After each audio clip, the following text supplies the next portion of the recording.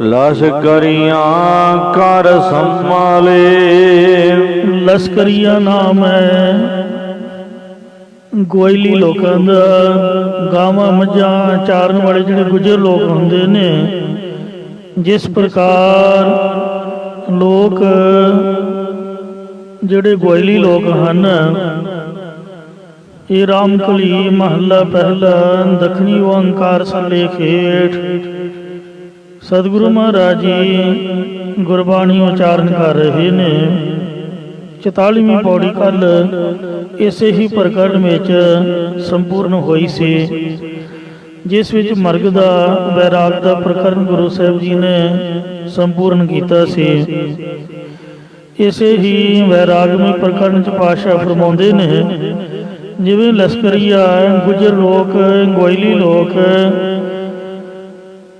ਪਤਾ ਨਹੀਂ ਰਾਜਸਥਾਨ ਤੋਂ ਆਉਂਦੇ ਨੇ, ਕਿਹੜੇ ਇਲਾਕੇ ਵਿੱਚੋਂ ਆਉਂਦੇ ਨੇ ਜਿੱਥੇ ਵਰਖਾ ਨਹੀਂ ਹੁੰਦੀ। ਵਰਖਾ ਨਾ ਹੋਣ ਕਰਕੇ ਜਿਵੇਂ ਉਹ ਪੰਜਾਬ ਦੀ ਧਰਤੀ ਤੇ ਜੋ 5 ਦਰਿਆਵਾਂ ਦੀ ਧਰਤੀ ਮੰਨੀ ਹੈ, ਦਰਿਆਵਾਂ ਦੇ ਕਿਨਾਰੇ ਆਪਣੇ ਪਸ਼ੂਆਂ ਨੂੰ ਘਾਹ ਚਰਾਉਣ ਵਾਸਤੇ ਲੈ ਜਾਂਦੇ ਨੇ, ਤੇ ਕੁਝ ਸਮੇਂ ਬਾਅਦ ਜਦ ਉਹਨਾਂ ਦੇ ਇਲਾਕੇ ਵਿੱਚ ਵਰਖਾ ਹੋਣ ਲੱਗ ਪੈਂਦੀ ਹੈ ਤਾਂ ਫਿਰ ਆਪਣੇ ਘਰਾਂ ਨੂੰ ਆ ਸੰਭਾਲਦੇ ਹਨ।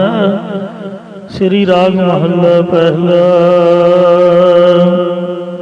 ਗੋਇਲ ਆਇਆ ਗੋਇਲੀ ਕਿਆ ਤਿਸ ਡੰਫ ਪਸਾਰ, ਮੋਹਲਤ ਮੁੰਨੀ ਚੱਲਣਾ ਤੂੰ ਸੰਭਲ ਘਰ ਬਾਰ। ਹਰ ਗੁਣ ਗਾਉ ਮਨਾ ਸਤਿਗੁਰ ਨਾਲ ਪਿਆਰ, ਕਿਆ ਥੋੜੀ ਬਾਤ ਗੁਮਾਨ ਰਹਾ। ਸੋ ਇੰਜ ਸਤਿਗੁਰੂ ਮਹਾਰਾਜ ਜੀ ਦ੍ਰਿਸ਼ਟਾਂਤ ਦੇ ਰਹੇ ਹਨ। ਇਸੇ ਪ੍ਰਕਾਰ ਲਸ਼ਕਰੀਆਂ ਕਰ ਸੰਭਾਲੇ। ਗਵਾਲੇ ਕੌਣ ਨੇ? ਇਹ ਜੀਵ ਜੀਵ ਰੂਪ ਗਵਾਲੇ ਸੰਸਾਰ ਰੂਪੀ ਗੋਇਲ ਅਸਥਾਨ ਤੇ ਆਸਾ ਰੂਪੀ ਨਦੀ ਦੇ ਕਿਨਾਰੇ ਤੇ ਇੰਦਰੀਆਂ ਰੂਪ ਗਊਆਂ ਨੂੰ ਪਦਾਰਥਾਂ ਰੂਪ ਘਾਹ ਚਾਰ ਕੇ ਫਿਰ ਮਾਤ ਲੋਕ ਰੂਪੀ ਘਰ ਨੂੰ ਆ ਸੰਭਾਲਦੇ ਹਨ। ਜਿਵੇਂ ਆਏ ਵਜਹੋ ਲਿਖਾਏ। ਇਸ ਤਰ੍ਹਾਂ ਲਸ਼ਕਰੀਆ ਗੋਇਲੀ 1-2 ਮਹੀਨੇ ਗੋਇਲ ਸਥਾਨ ਵਿੱਚ ਪਸ਼ੂਆਂ ਨੂੰ ਚਾਰ ਕੇ ਆਪਣੇ ਘਰਾਂ ਨੂੰ ਸੰਭਾਲਦੇ ਨੇ, ਤਿਵੇਂ ਜੀਵ ਸਵਾਸਾਂ ਰੂਪੀ ਵਜੋਂ ਦਰਮਾਹਾ ਲਿਖਾ ਕੇ ਆਏ ਨੇ। ਭਾਵ ਜਿਤਨੇ ਸਵਾਸ ਪਾਏ ਨੇ ਉਹਨੇ ਸਵਾਸ ਸੰਸਾਰ ਵਿੱਚ ਰਹਿ ਕੇ ਪਰਲੋਕ ਰੂਪੀ ਘਰ ਨੂੰ ਚਲੇ ਜਾਂਦੇ ਹਨ। ਇਸੇ ਪ੍ਰਕਾਰ ਲਸ਼ਕਰੀਆਂ ਕਰ ਸੰਭਾਲੇ।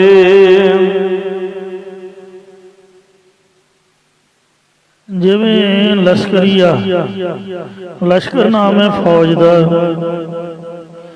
ਲਸ਼ਕਰੀਆ ਨਾਮ ਹੈ ਫੌਜੀ ਦਾ। ਜਿਵੇਂ ਲਸ਼ਕਰੀਆ ਫੌਜੀ ਛੁੱਟੀ ਕੱਟਣ ਲਈ ਆਪਣੇ ਘਰਾਂ ਨੂੰ ਆ ਕੇ ਸੰਭਾਲਦੇ ਹਨ। ਭਾਵ ਸੰਬੰਧੀਆਂ ਨੂੰ ਮਿਲ ਕੇ ਪ੍ਰਸੰਨ ਹੁੰਦੇ ਹਨ। ਪਰ ਆਏ ਵਜਹੋਂ ਲਿਖਾਏ।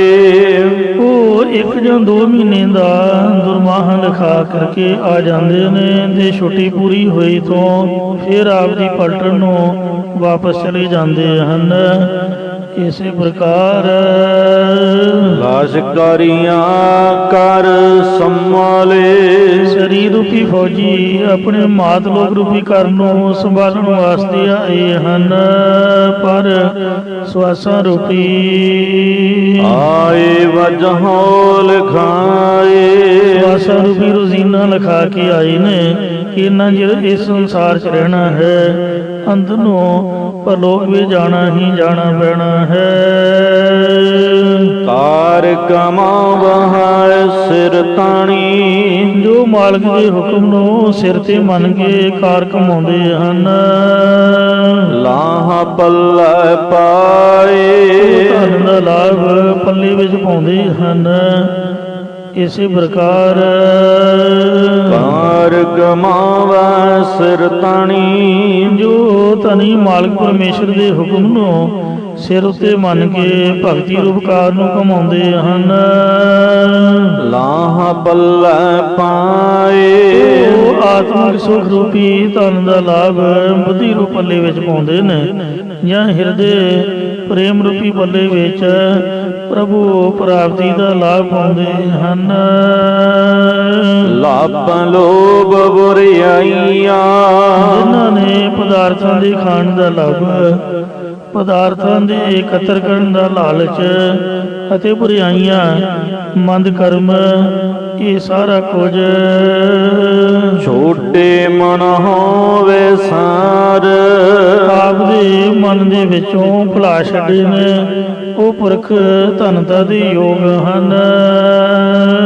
ਗੜ ਤੋਈ ਪਾਤਸ਼ਾਹ ਕੀ। ਜੋ ਨੌਕਰ ਗੜ ਕਿਲੇ ਵਿੱਚ ਆਪਣੇ ਬਾਦਸ਼ਾਹ ਦੀ ਦੁਹਾਈ ਫੇਰਦੇ ਨੇ, ਕਦੇ ਨਾ ਆਵੈ ਹਾਰ। ਉਹਨਾਂ ਨੂੰ ਕਦੇ ਵੀ ਹਾਰ ਨਹੀਂ ਆਉਂਦੀ ਹੈ। ਇਸੇ ਪ੍ਰਕਾਰ ਗੜ ਦੋਹੀ ਪਾਤਸ਼ਾਹ ਕੀ। ਸਰੀਰ ਹੈ ਕਿਲਾ, ਪਾਤਸ਼ਾਹ ਹੈ ਪਰਮੇਸ਼ਰ। ਸਰੀਰ ਰੂਪ ਕਿਲੇ ਵਿੱਚ ਪਾਤਸ਼ਾਹ ਰੂਪੀ ਪਰਮੇਸ਼ਰ ਦੀ ਨਾਮ ਸਿਮਰਨ ਰੂਪ ਜੋ ਪੁਰਖ ਦੁਹਾਈ ਫੇਰਦੇ, ਭਾ ਵਾਹਿਗੁਰੂ ਵਾਹਿਗੁਰੂ ਵਾਹਿਗੁਰੂ ਨਾਮ ਜਪਦੇ ਹਨ, ਕਦੇ ਨਾ ਆਵੈ ਹਾਰ। ਉਹ ਕਦੇ ਵੀ ਕਾਮ ਆਦਿਕਾਂ ਤੋਂ ਹਾਰ ਕੇ ਪਰਲੋਕ 'ਚ ਨਹੀਂ ਆਉਂਦੇ, ਜਾਂ ਉਹਨਾਂ ਨੂੰ ਕਦੇ ਵੀ ਕਾਮ ਆਦਿਕਾਂ ਤੋਂ ਹਾਰ ਨਹੀਂ ਆਉਂਦੀ। ਇਸੇ ਪ੍ਰਕਾਰ ਗੜ ਦੋਹੀ ਪਾਤਸ਼ਾਹ ਕੀ। ਜੋ 10ਵੇਂ ਦਵਾਰ ਰੂਪੀ ਕਿਲੇ ਵਿੱਚ ਪਾਤਸ਼ਾਹ ਪਰਮੇਸ਼ਰ ਦੀ ਭਜਨ ਸਿਮਰਨ ਰੂਪ ਦੁਹਾਈ ਫੇਰਦੇ ਹਨ, ਕਦੇ ਨਾ ਆਵੈ ਹਾਰ। ਉਹਨਾਂ ਨੂੰ ਕਦੇ ਵੀ ਪ੍ਰਾਣਾਯਾਮ ਕਰਨ ਵਿੱਚ ਰੁਕਾਵਟ ਪੈਣ ਰੂਪੀ ਹਾਰ ਨਹੀਂ ਆਉਂਦੀ। ਇਸੇ ਪ੍ਰਕਾਰ ਗੜ ਦੋਹੀ ਪਾਤਸ਼ਾਹ ਕੀ। ਜੋ ਅੰਤਿਕਰਨ ਰੂਪ ਕਿਲੇ ਵਿੱਚ ਪਾਤਸ਼ਾਹ ਪਰਮੇਸ਼ਰ ਦੀ ਭਜਨ ਸਿਮਰਨ ਰੂਪ ਦੁਹਾਈ ਫੇਰਦੇ ਹਨ, ਕਦੇ ਨਾ ਆਵੈ ਹਾਰ। ਉਹਨਾਂ ਨੂੰ ਕਦੇ ਵੀ ਮਨੁੱਖਾ ਜਨਮ ਦੇ ਵਿੱਚ ਹਾਰ ਨਹੀਂ ਆਉਂਦੀ, ਭਾਵ ਪੁਰਖ ਮੁਕਤ ਹੋ ਜਾਂਦੇ ਹਨ। ਚਾਕਰ ਕਹੀਐ ਖਸਮ ਕਾ। ਜੇਕਰ ਕੋਈ ਨੌਕਰ ਤਾਂ ਅਖਵਾਏ ਮਾਲਕ ਦਾ, ਸੋਹ ਉਤਰ ਤੇ ਦੇ। ਮਾਲਕ ਦੇ ਸਾਹਮਣੇ ਜਵਾਬ ਦੇਵੇ, ਭਾਵ ਉਹਦਾ ਹੁਕਮ ਨਾ ਮੰਨੇ, ਵਜੋ ਗਵਾਏ ਆਪਣਾ। ਤਾਂ ਉਹ ਆਪਣਾ ਦਰਮਾਹਾ ਰੋਜ਼ੀਨਾ ਗਵਾ ਲਵੇਗਾ। ਜੇ ਉਹ ਕਹੇ ਕਿ ਮੈਂ ਸੇਵਕ ਬਣ ਕੇ ਪਾਤਸ਼ਾਹੀ ਦਾ ਮਾਲਕ ਬਣ ਜਾਵਾਂਗਾ, ਭਗਤ ਨ ਬੈਸੈ ਸੇ। ਅਤੇ ਉਹ ਨੌਕਰ ਤਖਤ ਦੇ ਪਾਸ ਉੱਪਰ ਭਾਵ ਹਜ਼ੂਰੀ ਵਿੱਚ ਕਦੇ ਵੀ ਨਹੀਂ ਬੈਠੇਗਾ। ਇਸੇ ਪ੍ਰਕਾਰ ਵਜੋ ਗਵਾਏ ਆਪਣਾ। ਚਾਕਰ ਕਹੀਐ ਖਸਮ ਕਾ। ਜੇਕਰ ਕੋਈ ਆਪਣੇ ਆਪ ਨੂੰ ਮਾਲਕ ਪਰਮੇਸ਼ਰ ਜਾਂ ਗੁਰੂ ਸਾਹਿਬ ਦਾ ਨੌਕਰ, ਭਾਵ ਗੁਰਸਿੱਖ, ਸੰਤ, ਭਗਤ, ਕਥਾ ਵਾਚਕ, ਕੀਰਤਨੀਆ, ਪਾਠੀ, ਕੋਈ ਵੀ ਸੇਵਾਦਾਰ, ਮਤਲਬ ਆਪਦੇ ਗੁਰੂ ਦਾ ਨੌਕਰ, ਚਾਕਰ, ਭਗਤ, ਸਿੱਖ ਕਹਾਵੇ, ਸੋਹ ਉਤਰ ਦੇ। ਆਪਦੇ ਗੁਰੂ ਸਾਹਮਣੇ ਉੱਤਰ ਦੇਈ ਜਾਵੇ ਵੀ ਅੰਮ੍ਰਿਤ ਮੈਂ ਛਕਣਾ ਨਹੀਂ ਜੀ, ਰਹਿਤ ਮੈਂ ਰੱਖਣੀ ਨਹੀਂ ਜੀ, ਮੈਂ ਇੰਜ ਨਹੀਂ ਕਰਨਾ, ਮੈਂ ਉਂਝ ਨਹੀਂ ਕਰਨਾ। ਭਾਵ ਆਪਣੀ ਸਾਧਨਾ ਦੀ ਹੰਗਤਾ ਕਰਕੇ ਕਹੇ ਇਹ ਮੈਥੋਂ ਤਾਂ ਭਾਣਾ ਨਹੀਂ ਮੰਨਿਆ ਜਾਂਦਾ ਜੀ। ਵਜੋ ਗਵਾਏ ਆਪਣਾ। ਮੈਥੋਂ ਪਰਮੇਸ਼ਰ ਦੁੱਖ ਵੇਲੇ ਚੀਤੇ ਨਹੀਂ ਕੀਤਾ ਜਾਂਦਾ, ਤਾਂ ਉਹ ਆਪਣਾ ਸਵਾਸਾਂ ਰੂਪੀ ਰੋਜ਼ੀਨਾ ਗਵਾ ਲੈਂਦਾ ਹੈ। ਭਗਤ ਨ ਬੈਸਹਿ ਸੇ ਅਤੇ ਉਹ ਸਰੂਪ ਰੂਪੀ ਤਖਤ ਤੇ ਵੀ ਬੈਠ ਨਹੀਂ ਸਕਦਾ। ਭਾਵ ਐਸਾ ਪੁਰਖ 84 ਲੱਖ ਉਹਨਾਂ ਦੇ ਵਿੱਚ ਹੀ ਭਰਮਦਾ ਫਿਰਦਾ ਰਹਿੰਦਾ ਹੈ। ਸ਼ਲੋਕ ਮਹੱਲਾ ਪਹਿਲਾ। ਚਾਕਰ ਲੱਗੈ ਚਾਕਰੀ ਨਾਲੇ ਗਰਵਾਦ, ਗੱਲਾਂ ਕਰੇ ਕਨੇਰੀਆਂ ਖਸਮ ਨ ਪਾਏ ਸਾਧ। ਸੋ ਜਿਹੜਾ ਚਾਕਰੀ ਕਰਨ ਵਾਸਤੇ ਚਾਕਰ ਲੱਗਾ ਤਾਂ ਸੇਵਾ ਕਰਨ ਲਈ ਆ, ਤੇ ਮਾਲਕ ਨਾਲ ਝਗੜਾ ਪਾ ਕੇ ਬੈਠ ਗਿਆ। ਘਰ ਵਾਲੇ ਨੇ ਕਹਤਾ ਝਗੜਾ, ਰਹਿਣਾ ਤੇ ਘਰ 'ਚ ਹੀ ਹੈ, ਜਾਂਦੇ ਘਰ 'ਚ ਨਾ ਰਹਿਣਾ ਹੋਵੇ ਫਿਰ ਵੀ ਬੰਦਾ ਝਗੜਾ ਕਰਕੇ ਤੇ ਦੌੜ ਜਾਏ। ਪੇਕੇ ਜਾ ਕੇ ਵੀ ਕਿੰਨਾ ਚਿਰ ਕੱਟੂਗੇ, ਆਉਣਾ ਤਾਂ ਉੱਥੇ ਪਊਗਾ। ਫਿਰ ਐਵੇਂ ਮੂਰਖਤਾ ਹੈ ਲੜਾਈ ਕਰਨੀ, ਝਗੜਾ ਕਰਨਾ। ਰਹਿਣਾ ਤਾਂ ਗੁਰਦੁਆਰੇ ਹੀ ਹੈ, ਤੇ ਗੁਰੂ ਨਾਲ ਝਗੜਾ ਪਾ ਕੇ ਜਾਵਾਂਗੇ ਕਿੱਥੇ? ਕੋਈ ਸਮਾਈ ਹੋਈ ਨਹੀਂ ਹੈ। ਤੋ ਇਸ ਵਾਸਤੇ ਜਿਹੜਾ ਆਪਦੇ ਗੁਰੂ ਦੇ ਨਾਲ ਝਗੜਾ ਪਾਉਂਦਾ ਹੈ ਉਹ ਘਾਟਾ ਖਾਂਦਾ ਹੈ। ਜਿਸ ਤਰ੍ਹਾਂ ਪੈਂਦੇ ਖਾਂ ਵੇਖੋ, ਸਤਿਗੁਰੂ ਮਹਾਰਾਜ ਜੀ ਨੇ ਦੁੱਧ ਮਲਾਈਆਂ ਖਵਾ ਖਵਾ ਕੇ ਉਹਨੂੰ ਪਾਲਿਆ। ਉਹ ਏਡਾ ਨਿਕੰਮਾ ਨਿਕਲਿਆ, ਇੱਕੋ ਹੀ ਜੰਗ ਦੇ ਵਿੱਚ ਮਹਾਰਾਜ ਨੇ ਉਹਦੀ ਸੇਵਾ ਲਈ। ਉਹਦੇ 'ਚ ਹੀ ਉਹਨੂੰ ਹੰਕਾਰ ਹੋ ਗਿਆ ਕਿ ਪਤਾ ਨਹੀਂ ਮੈਂ ਨਾ ਹੋਵਾਂ ਤੇ ਜੰਗ ਜਿੱਤਿਆ ਹੀ ਨਾ ਜਾਏ। ਸਤਿਗੁਰੂ ਹਰਗੋਬਿੰਦ ਸਾਹਿਬ ਨੇ ਸੋਚਿਆ, ਮਨਾ ਮੁਸਲਮਾਨਾਂ ਨੂੰ ਤਾਂ ਆਪਾਂ ਕੱਢਣਾ ਹੈ, ਤੇ ਜੇ ਮੁਸਲਮਾਨ ਨੂੰ ਹੰਕਾਰ ਹੋ ਗਿਆ ਵੀ ਮੈਥੋਂ ਬਗੈਰ ਜੰਗ ਜਿੱਤਿਆ ਨਹੀਂ ਜਾਣਾ, ਇਹਨਾਂ ਦੇ ਵਿੱਚ ਸਪਿਰਟ ਭਰਨੀ, ਬਲ ਭਰਨਾ ਹੈ। ਸਿੱਖਾਂ ਦੇ ਵਿੱਚ ਜਿਹੜੇ ਗਰੀਬ ਨਿਮਾਣੇ ਨਤਾਣੇ ਨੇ, ਇਹ ਮੁਸਲਮਾਨਾਂ ਨੂੰ ਤਾਂ ਪਹਿਲਾਂ ਹੀ ਹੰਕਾਰ ਹੈ। ਬੰਦਾ ਜਾਤ ਨਹੀਂ ਛੱਡਦਾ। ਗੁਰੂ ਭਾਵੇਂ ਕਿੰਨਾ ਮਰਜ਼ੀ ਅੰਮ੍ਰਿਤ ਛਕਾਵੇ, ਕਿੰਨਾ ਮਰਜ਼ੀ ਸਿੱਖ ਬਣਾਏ, ਪਰ ਜਾਤ ਦਾ ਸੁਭਾਅ ਦੁਨੀਆ ਨਹੀਂ ਛੱਡਦੀ। ਇਹ 'ਚ ਗੁਰੂ ਦਾ ਕੋਈ ਕਸੂਰ ਨਹੀਂ ਹੈ ਜਦ ਆਪਾਂ ਜਾਤ ਹੀ ਨਹੀਂ ਛੱਡਣੀ। ਉਹਦੀ ਜਾਤ ਦਾ ਸੁਭਾਅ ਪ੍ਰਗਟ ਹੋਇਆ। ਮੁਸਲਮਾਨ ਜੋ ਸੀਗਾ, ਮਹਾਰਾਜ ਨੇ ਭਾਵੇਂ ਪੁੱਤਰਾਂ ਵਾਂਗ ਪਾਲਿਆ। ਸੋਚਿਆ ਮਣਾ ਮੇਰੇ 'ਚ ਬਲ ਹੈ, ਮੈਂ ਪਠਾਨ ਦਾ ਪੁੱਤ ਹਾਂ। ਜਿਹੜੇ ਖਾਂ ਹੁੰਦੇ ਨੇ ਪਠਾਨੀ ਪੁੱਤ ਹੁੰਦੇ ਨੇ, ਤੇ ਮੇਰੇ ਕਰਕੇ ਜੰਗ ਜਿੱਤਿਆ ਗਿਆ। ਤੇ ਸਤਿਗੁਰੂ ਮਹਾਰਾਜ ਜੀ ਸੋਚਣ ਲੱਗੇ, ਕਹਿੰਦੇ ਪੁੱਤ ਵੀ ਹੁਣ ਤੈਨੂੰ ਨਹੀਂ ਬੁਲਾਉਣਾ ਆਪਾਂ। 3 ਜੰਗ ਤੋਂ 2 ਜੰਗ ਤੋਂ ਬਗੈਰ ਜਿੱਤੇ, ਤੇ ਤੀਜੇ 'ਚ ਉਹ ਫੌਜ ਚੜਾ ਕੇ ਲੈ ਆਇਆ। ਫਿਰ ਉਹਦੀ ਧੌਣ ਤੇ ਮੋਢਾ ਰੱਖਿਆ। ਕਹਿੰਦੇ ਦੱਸ ਪੁੱਤ ਤੈਨੂੰ ਮਾਰ ਦਿਆਂ ਕਿ ਛੱਡ ਦਿਆਂ? ਕਹਿੰਦਾ ਜੀ ਆਪਦੀ ਤਲਵਾਰ ਜਿਹੜੀ ਹੈ ਉਹਦੇ ਨਾਲ ਮੈਨੂੰ ਮੁਕਤੀ ਮਿਲ ਸਕਦੀ ਹੈ। ਮਹਾਰਾਜ ਕਹਿੰਦੇ ਪੜ੍ਹ ਕਲਮਾ। ਕਹਿੰਦੇ ਜੀ ਤੁਹਾਡੀ ਤਲਵਾਰ ਹੀ ਮੇਰੇ ਵਾਸਤੇ ਕਲਮਾ ਹੈ। ਤਾਂ ਮਹਾਰਾਜ ਨੇ ਫਿਰ ਵੀ ਤਰਸ ਕਰਕੇ ਢਾਲ ਦੀ ਛਾਂ ਕੀਤੀ। ਇਹੋ ਜਿਹਾ ਚਾਕਰ ਅੱਗ ਲੱਗੇ, ਪਰ ਇਹੋ ਜਿਹੀ ਚਾਕਰੀ ਨੂੰ ਜਿਹਨੇ ਉੱਥੇ ਖਾਣਾ ਤੇ ਉਸੇ ਥਾਲੀ 'ਚ ਹੀ ਛੇਕ ਕਰਨਾ, ਨੁਕਸਾਨ ਵੀ ਉੱਥੇ ਕਰਨਾ। ਤੋ ਇਸ ਵਾਸਤੇ ਉਹ ਕਿਹੋ ਜਿਹਾ ਚਾਕਰ ਹੈ? ਉਹ ਤਾਂ ਪਾਪਾਂ ਦਾ ਭਾਗੀਦਾਰ ਹੁੰਦਾ। ਚਾਕਰ ਲੱਗੇ ਚਾਕਰੀ ਨਾਲੇ ਗਰਵਾਦ, ਗੱਲਾਂ ਕਰੇ ਕਨੇਰੀਆਂ ਖਸਮ ਨਾ ਪਾਏ ਸਾਧ। ਆਪ ਗਵਾਏ ਸੇਵਾ ਕਰੇ ਤਾਂ ਕਿਸ ਪਾਏ ਮਾਣ। ਤੇ ਜਿੰਨਾ ਚਿਰ ਆਪਾ ਭਾਵ ਨਹੀਂ ਕਮਾਉਂਦਾ, ਹੰਕਾਰ ਤੇ ਆ ਕੇ ਸੇਵਾ ਨਹੀਂ ਕਰਦਾ, ਉਹਨਾਂ ਚਿਰ ਮਾਣ ਕਿਵੇਂ ਪਾ ਸਕਦਾ ਹੈ? ਨਾਲੇ ਤਾਂ ਚਾਕਰੀ ਕਰ ਰਿਹਾ, ਨਾਲੇ ਝਗੜਾ ਪਾ ਕੇ ਬੈਠ ਗਿਆ। ਹੰਕਾਰ ਦੇ ਵਿੱਚ ਝਗੜਦਾ ਹੈ, ਗੁਰੂ ਸਾਹਮਣੇ ਉਤਰ ਜਾਂਦਾ ਹੈ। ਤਾਂ ਮਹਾਰਾਜ ਕਹਿੰਦੇ ਨੇ ਚਾਕਰ ਲੱਗੇ ਚਾਕਰੀ ਨਾਲੇ ਗਰਵਾਦ, ਗੱਲਾਂ ਕਰੇ ਕਨੇਰੀਆਂ। ਬਹੁਤੀਆਂ ਉਲਟੀਆਂ ਗੱਲਾਂ ਕਰਦਾ ਗੁਰੂ ਸਾਹਿਬ ਤੋਂ ਬੇਮੁਖਤਾਈ ਵਾਲੀਆਂ। ਖਸਮ ਨਾ ਪਾਏ ਸਾਧ, ਤੇ ਉਹ ਮਾਲਕ ਦੀ ਸਾਧ ਸੰਗਤ ਦੀ ਖੁਸ਼ੀ ਦਾ ਆਨੰਦ ਨਹੀਂ ਪਾ ਸਕਦਾ। ਪੌੜੀ ਚਾਕਰ ਲੱਗੇ ਚਾਕਰੀ, ਜੇ ਚੱਲੇ ਖਸਮੇ ਪਾਏ। ਹੁਰਮਤ ਇਸ ਨੂੰ ਅਗਲੀ, ਉਹ ਵਜੋ ਪੇ ਤੂੰ ਨਾ ਖਾਏ। ਖਸਮੇ ਕਰੇ ਬਰਾਬਰੀ, ਫਿਰ ਗੈਰ ਅੰਦਰ ਪਾਏ। ਵਜੋ ਗਵਾਏ ਆਪਣਾ, ਮੋਹਿ ਮੋਹਿ ਪਾਣਾ ਖਾਏ। ਜਿਸ ਦਾ ਦਿੱਤਾ ਖਾਵਣਾ, ਤਿਸ ਕਹੀਏ ਸਾਬਾਸ। ਗੱਜ ਗਿਆ ਕੋ ਸਤਨਾਮ ਸ੍ਰੀ ਵਾਹਿਗੁਰੂ। ਹੰਕਾਰ ਕਾਹਦਾ ਕਰਨਾ ਹੈ? ਜਦ ਦਾਲ ਫੁਲਕਾ ਗੁਰਦੁਆਰੇ ਤੋਂ ਬਗੈਰ ਸਾਡਾ ਸਰਦਾ ਹੀ ਨਹੀਂ। ਜਿੰਨਾ ਮਰਜੀ ਭਾਵੇਂ ਲੱਖਾਂ ਦੇ ਭਾਵੇਂ ਕਰੋੜਾਂ ਬੰਦਾ ਕਮਾ ਲਵੇ, ਜਦ ਸਰਨਾ ਹੀ ਨਹੀਂ ਹੈ ਮਹਾਰਾਜ ਦੇ ਦੁਆਰੇ ਤੋਂ ਬਗੈਰ, ਤਾਂ ਫਿਰ ਹੰਕਾਰ ਕਰਦਾ। ਇਸ ਲਈ ਜਿਸ ਦਾ ਦਿੱਤਾ ਖਾਮਣਾ ਤਿਸ ਕਹੀਏ ਸਾਬਾਸ। ਇੱਕ ਵਾਰ ਉੱਚੀ ਬੋਲ ਕੇ ਕਹਿ ਦੋ ਜੀ ਸਤਨਾਮ ਸ੍ਰੀ ਵਾਹਿਗੁਰੂ। ਉਸ ਗੁਰੂ ਨੂੰ ਸ਼ਾਬਾਸ਼ ਆਖੋ, ਯਾਨੀ ਧੰਨ ਆਖੋ, ਜਿਨੀ ਤੁਧ ਨੂੰ ਧੰਨ ਕਹਿਆ ਤਿਨ ਜਮ ਨੇੜ ਨਾ ਆਇਆ। ਛਕਣ ਤੋਂ ਪਹਿਲਾਂ ਵੀ ਮੱਥਾ ਟੇਕੋ ਤੇ ਛਕਣ ਤੋਂ ਬਾਅਦ ਵੀ ਅਰਦਾਸ ਕਰੋ, ਇਹ ਸੱਚੇ ਪਾਤਸ਼ਾਹ ਧੰਨ ਹੈ ਤੂੰ ਜਿਨੇ ਸਾਨੂੰ ਛਕਣ ਵਾਸਤੇ ਦਿੱਤਾ, ਨਾ ਕਿ ਖਾ ਕੇ ਉੱਥੇ ਲੜਾਈ ਪਾ ਕੇ ਬੈਠ ਜਾਓ, ਉਸੇ ਹੀ ਘਰ ਦਾ ਨੁਕਸਾਨ ਕਰੋ, ਉਹਦੇ ਨਾਲੋਂ ਕੋਈ ਵੱਡਾ ਗੁਨਾਹਗਾਰ ਨਹੀਂ ਹੁੰਦਾ। ਜਿਸ ਦਾ ਦਿੱਤਾ ਖਾਮਣਾ ਤਿਸ ਕਹੀਏ ਸਾਬਾਸ, ਨਾਨਕ ਹੁਕਮ ਨਾ ਚੱਲਈ। ਨਾਲ ਖਸਮ ਚੱਲੇ ਅਰਦਾਸ ਆਪ ਦੇ ਗੁਰੂ ਅੱਗੇ, ਆਪ ਦੇ ਮਾਲਕ ਅੱਗੇ, ਜਿਸ ਪਰਮਾਤਮਾ ਨੇ ਸਾਨੂੰ ਮਨੁੱਖਾ ਦੇ ਦਿੱਤੀ ਹੈ, ਇਹਦੇ ਤੋਂ ਬਗੈਰ ਸਾਡਾ ਸਰਦਾ ਨਹੀਂ, ਇਹਦੇ ਅੱਗੇ ਹੁਕਮ ਨਹੀਂ ਚੱਲਦਾ।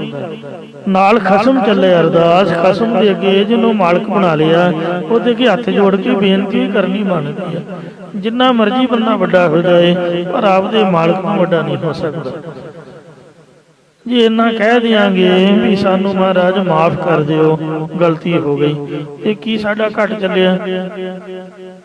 ਕਥਾ ਤੋਂ ਬਾਅਦ ਵੀ ਤਾਂ ਅਰਦਾਸ ਕਰੀਦੀ ਹੋਈ ਹੈ ਵੀ ਭੁੱਲਾਂ ਚੁੱਕਾਂ ਦੀ ਮਾਫੀ ਦਿਓ, ਕੀਰਤਨ ਤੋਂ ਬਾਅਦ ਵੀ ਕਹੀਦਾ ਹੀ ਹੈ। ਤੇ ਜੇ ਉਂਝ ਹੀ ਕਹਿ ਦਿਆਂਗੇ ਵੀ ਗਲਤੀ ਹੋਈ ਜੀ ਮਾਫ ਕਰੋ, ਤੇ ਕੀ ਘਟ ਚੱਲਿਆ ਹੈ? ਅੱਜ ਕੱਲ ਇਹੀ ਝਗੜਾ ਚੱਲ ਰਿਹਾ।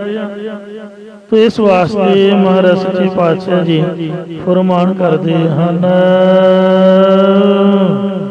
ਜਾ ਕਰ ਕਹੀਐ ਖਸਮ ਕਾ। ਨਾਲੇ ਤਾਂ ਆਪਦੇ ਆਪ ਨੂੰ ਮਹਾਂਪੁਰਖ ਫਲਾਣਾ ਫਲਾਣਾ, ਇੱਥੋਂ ਵਾਲੇ ਉੱਥੋਂ ਵਾਲੇ ਸੰਤ, ਮੈਂ ਹਿਸਾਬ ਲਾਇਆ ਵੀ ਜੇ ਕਿਸੇ ਨੂੰ ਆਖੋ ਨਾ ਵੀ ਫਲਾਣਾ ਸਿੰਘ, ਅਗਲਾ ਪੁੱਛਦਾ ਵੀ ਕਿੱਥੋਂ ਵਾਲੇ, ਭਾਵੇਂ ਕੁੱਲੀ ਵਾਲੇ ਜੁੱਲੀ ਵਾਲੇ ਕਹਿ ਦਿਓ, ਉਹ ਹੀ ਆਪਦੇ ਘਰੋਂ ਹੀ ਬਣਾ ਲਿਓ, ਭਾਵੇਂ ਇੱਥੇ ਬਹਿ ਕੇ ਕਹਿ ਦਿਓ ਅੰਮ੍ਰਿਤਸਰ ਵਾਲੇ, ਅੰਮ੍ਰਿਤਸਰ ਜਾ ਕੇ ਕਹਿ ਦਿਓ ਚੰਡੀਗੜ੍ਹ ਵਾਲੇ, ਫੇਰ ਸੈਕਟਰੀ ਮੰਨੂਗਾ ਜਾਂ ਦੁਨੀਆ ਮੰਨੂਗੀ। ਜੇ ਪਿਛਲੇ ਪਾਸੇ ਕੋਈ ਡਿਗਰੀ ਨਾ ਲਾਈ, ਕੁੱਲੀ ਵਾਲੇ ਗੁੱਲੀ ਜੋ ਵਾਲੇ ਤੇ ਲੱਖ ਵਾਲੇ ਕੱਖ ਵਾਲੇ, ਤਾਂ ਫੇਰ ਗੱਲ ਨਹੀਂ ਬਣਨੀ, ਫੇਰ ਦੁਨੀਆ ਨਹੀਂ ਮੰਨਦੀ ਹੈ।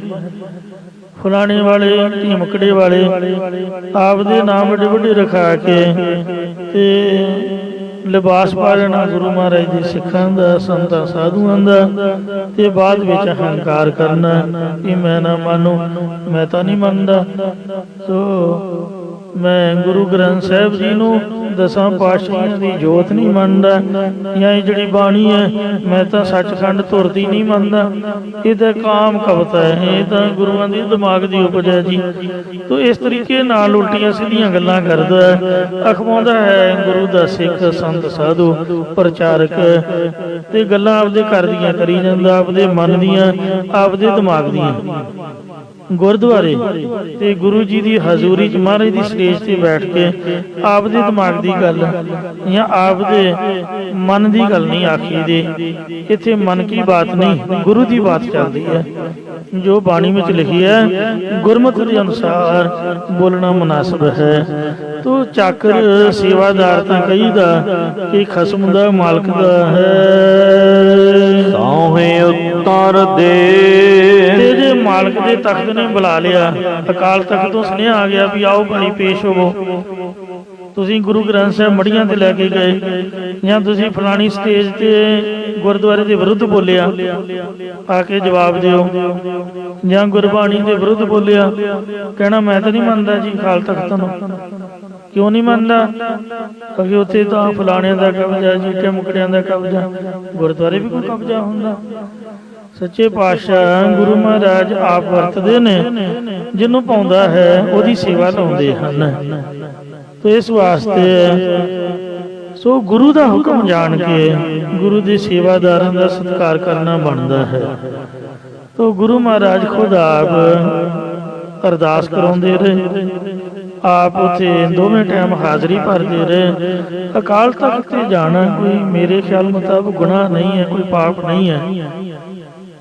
ਪ੍ਰਬੰਧਕ ਦਫ਼ਤਰ ਦੇ ਵਿੱਚ ਸੇਵਾਦਾਰ ਨੂੰ ਬੁਲਾਉਣ ਤੇ ਸੇਵਾਦਾਰ ਆ ਕੇ ਮੈਂ ਦਫ਼ਤਰ 'ਚ ਨਹੀਂ ਜਾਣਾ ਤੇ ਜਾਂ ਤੇ ਫਿਰ ਸੇਵਾ ਛੱਡ ਜੇ, ਤੇ ਜੇ ਕਹੇ ਵੀ ਮੈਂ ਸੇਵਾ ਵੀ ਕਰਨੀ ਹੈ ਨੌਕਰੀ ਵੀ ਕਰਨੀ ਹੈ ਤੇ ਦਫ਼ਤਰ ਪ੍ਰਬੰਧਕਾਂ ਦੇ ਬੁਲਾਏ ਤੋਂ ਜਾਣਾ ਨਹੀਂ, ਤਾਂ ਕਿੰਨੀ ਕੁ ਵੱਡੀ ਸਿਆਣਪ ਹੈ। ਮੇਰੇ ਖਿਆਲ ਮੁਤਾਬਕ ਤਾਂ ਮੂਰਖਤਾ।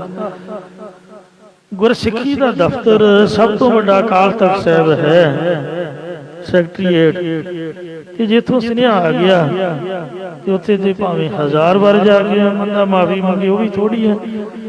ਭਾਵੇਂ ਕੁਛ ਵੀ ਨਹੀਂ ਹੋਇਆ ਕਿ ਵੀ ਕੁਝ ਵੀ ਹੋਇਆ, ਗਲਤੀ ਦੀ ਮਾਫੀ ਕਿੰਨੀ ਕੁ ਇਹ ਵੱਡੀ ਹੀਨਤ ਹੈ। ਇਹਦੇ ਨਾਲ ਤਾਂ ਵਡਿਆਈ ਹੋਏਗੀ। ਮਹਾਰਾਜਾ ਰਣਜੀਤ ਸਿੰਘ ਨੂੰ ਦੁਨੀਆ ਅੱਜ ਤੱਕ ਯਾਦ ਕਰਦੀ ਹੈ। ਉਹਦੀ ਯਾਦ ਵਿੱਚ ਅਜੇ ਵੀ ਇਮਲੀ ਦਾ ਦਰਖਤ ਹੈ। 84 ਦੇ ਵਿੱਚ ਖਤਮ ਹੋ ਗਿਆ, ਦੁਬਾਰਾ ਤੋਂ ਫਿਰ ਉਹਨੂੰ ਪਾਣੀ ਪਾ ਪਾ ਖਾਦ ਪਾ ਪਾ ਪਾਲਿਆ, ਕਿਉਂਕਿ ਮਹਾਰਾਜੇ ਨੇ ਹੱਥ ਜੋੜ ਕੇ ਸਰਦਾਰ ਅਕਾਲੀ ਫੂਲਾ ਸਿੰਘ ਨਿਹੰਗ ਸਿੰਘ ਅਕਾਲ ਤਖ਼ਤ ਸਾਹਿਬ ਦੇ ਜਥੇਦਾਰ, ਬੁੱਢਾ ਦਲ ਦੇ ਜਥੇਦਾਰ, ਉਹਨਾਂ ਦੇ ਪਾਸੋਂ ਮਾਫੀ ਮੰਗੀ ਸੀ। ਗਲਤੀ ਭਾਵੇਂ ਨਹੀਂ ਹੋਈ, ਪਰ ਨਾ ਹੋਣ ਦੇ ਬਾਵਜੂਦ ਵੀ ਆ ਗਿਆ ਕਿ ਜੇ ਤੁਹਾਡੀ ਚਾਚੀ ਗਲਤੀ ਹੈ ਤੇ ਇੱਥੇ ਜੋ ਮਰਜ਼ੀ ਕਰ ਲਓ, ਕੋਰੜਿਆਂ ਦੀ ਬਜਾਏ ਭਾਵੇਂ ਮਾਰ ਸੁੱਟੋ, ਪਰ ਲੋਕ ਚ ਧਰਮ ਰਾਜਾ ਨਾ ਸਜਾ ਦੇ। ਨਾਲੇ ਰੋਣ ਲੱਗ ਪਏ। ਕਾਲੀ ਫੂਲਾ ਸਿੰਘ ਕਹਿੰਦੇ ਮਹਾਰਾਜਾ ਰੋਂਦਾ ਕਿਉਂ ਹੈ?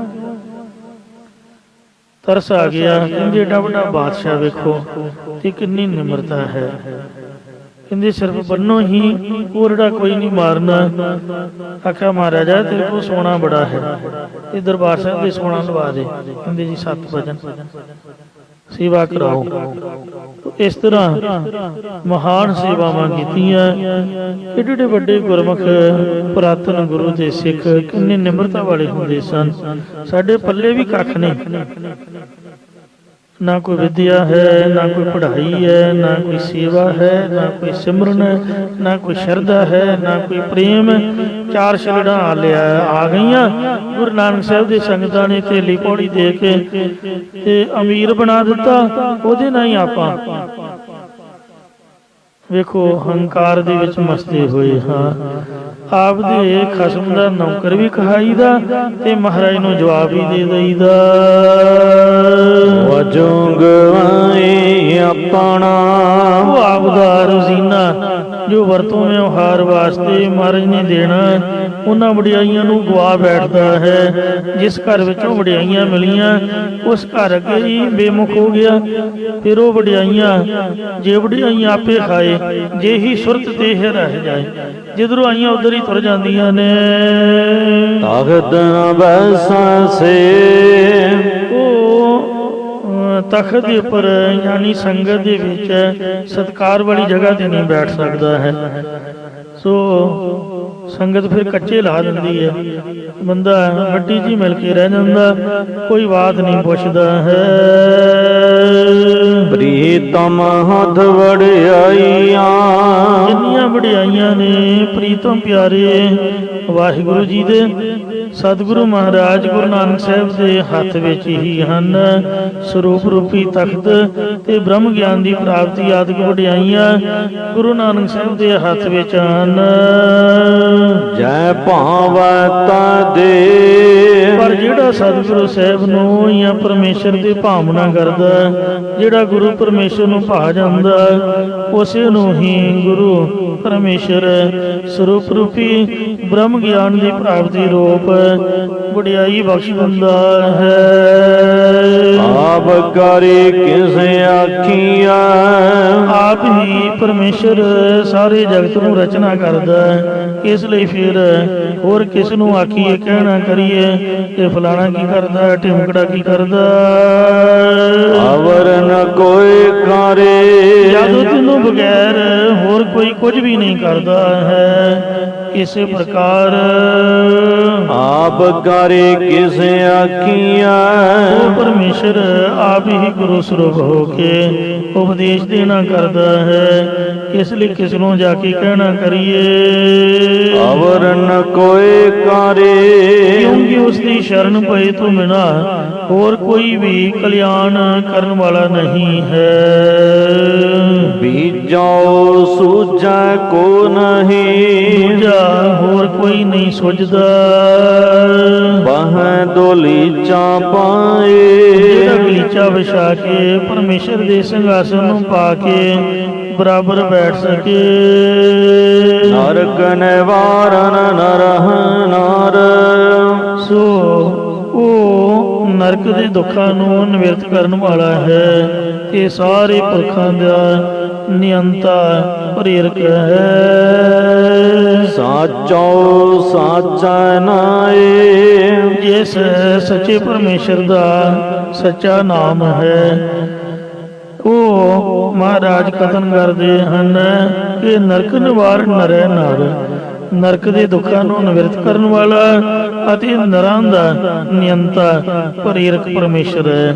ਉਹਦੇ ਸੱਚੇ ਨਾਮ ਨੂੰ ਜਪਣੇ ਵਾਲਾ ਪੁਰਖ ਸੱਚੋ ਸੱਚ ਹੈ ਨਾਏ ਸੱਚ ਸਰੂਪ ਦੀ ਪ੍ਰਾਪਤੀ ਵਾਲਾ ਹੁੰਦਾ ਹੈ। ਵਾਣ ਤ੍ਰਣ ਢੂੰਡਤ ਫਿਰ ਰਹੀ। ਮੇਰੀ ਬਿਰਤੀ ਪਰਮਾਤਮਾ ਨੂੰ ਜੰਗਲਾਂ ਤੇ ਬ੍ਰਿਕਸ਼ਾਂ ਵਾਲੇ ਥਾਵਾਂ ਤੇ ਕੱਖ ਆਦਿਕ ਦੇ ਵਿੱਚ ਭਾਲਦੀ ਫਿਰਦੀ ਰਹੀ ਹੈ। ਮਨ ਮਹਿ ਕਰੋ ਵਿਚਾਰ। ਗੁਰ ਉਪਦੇਸ਼ ਦੁਆਰਾ ਹਿਰਦੇ ਵਿੱਚ ਨਿਰਣਾ ਵਿਚਾਰ ਕਰਨਾ ਕੀਤਾ ਹੈ। ਇਸੇ ਪ੍ਰਕਾਰ ਵਾਣ ਤ੍ਰੈਣ ਢੂੰਡਤ ਫਿਰ ਰਹੀ। ਵਣ ਦੀ ਤਰ੍ਹਾਂ ਸਰੀਰ, ਕੱਖ ਦੀ ਤਰ੍ਹਾਂ ਇੰਦਰੀਆਂ ਆਦਿਕਾਂ ਦੇ ਵਿੱਚ ਸਾਰੇ ਭਾਲਦੀ ਫਿਰਦੀ ਰਹੀ। ਮਨ ਮਹਿ ਕਰੋ ਵਿਚਾਰ। ਪਰ ਸੱਚ ਸਰੂਪ ਦੀ ਕਿਤੋਂ ਵੀ ਪ੍ਰਾਪਤੀ ਨਾ ਹੋਈ। ਜਦ ਗੁਰੂ ਉਪਦੇਸ਼ ਨੂੰ ਹਿਰਦੇ ਵਿੱਚ ਧਾਰਨ ਕੀਤਾ ਤਦ ਗੁਰਾਂ ਨੇ ਕਿਹਾ ਕਿ ਮਨ ਵਿੱਚ ਸੱਚ ਸਰੂਪ ਦੀ ਵਿਚਾਰ ਕਰ, ਫਿਰ ਤੈਨੂੰ ਸੱਚ ਸਰੂਪ ਦੀ ਪ੍ਰਾਪਤੀ ਹੋਵੇਗੀ। ਲਾਲ ਰਤਨ ਬਹਮਾਨ ਕੀ। ਲਾਲਾ ਰਤਨਾਂ ਦੇ ਬਹੁਤ ਤਰ੍ਹਾਂ ਦੇ ਮਾਨਕਾਂ ਦਾ ਸਤਿਗੁਰ ਹਾਥ ਭੰਡਾਰ। ਜਿਹੜਾ ਭੰਡਾਰ ਖਜ਼ਾਨਾ ਹੈ ਖੋਲਣ ਦੀ ਸਤਿਗੁਰੂ ਦੇ ਹੱਥ ਵਿੱਚ ਕੁੰਜੀ ਹੈ। ਇਸੇ ਪ੍ਰਕਾਰ ਲਾਲ ਰਤਨ ਬਹਮਾਨ ਪ੍ਰੇਮ ਕੀ। ਰੂਪੀ ਲਾਲ, ਵੈਰਾਗ ਰੂਪੀ ਰਤਨ ਤੇ ਸ਼ਰਵਣ ਮੰਨਨ ਨਿਧਿਆਸਨ ਆਦਿਕ ਬਹੁਤੇ ਮਾਨਕਾਂ ਦਾ ਖਜ਼ਾਨਾ। ਸਤਿਗੁਰ ਹਾਥ ਭੰਡਾਰ। ਅੰਤःਕਰਨ ਵਿੱਚੋਂ ਪ੍ਰਗਟ ਕਰਨ ਦੀ ਸਤਿਗੁਰਾਂ ਦੇ ਹੱਥ ਵਿੱਚ ਕੁੰਜੀ ਹੈ।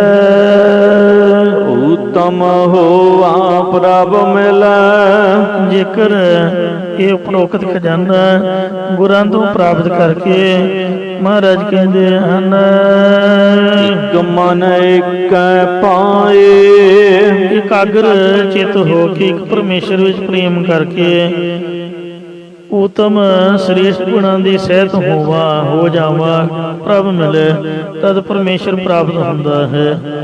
ਜਾਂ ਇਸੇ ਪ੍ਰਕਾਰ ਇੱਕ ਜੋ ਸ਼੍ਰੋਮਣੀ ਪਰਮੇਸ਼ਰ ਹੈ ਗੁਰਾਂ ਦੇ ਉਪਦੇਸ਼ ਦੁਆਰਾ ਉਸ ਇੱਕ ਪ੍ਰਕਾਸ਼ ਰੂਪ ਪਰਮੇਸ਼ਰ ਨੂੰ ਪਾਉਣਾ ਕਰੀਦਾ ਹੈ।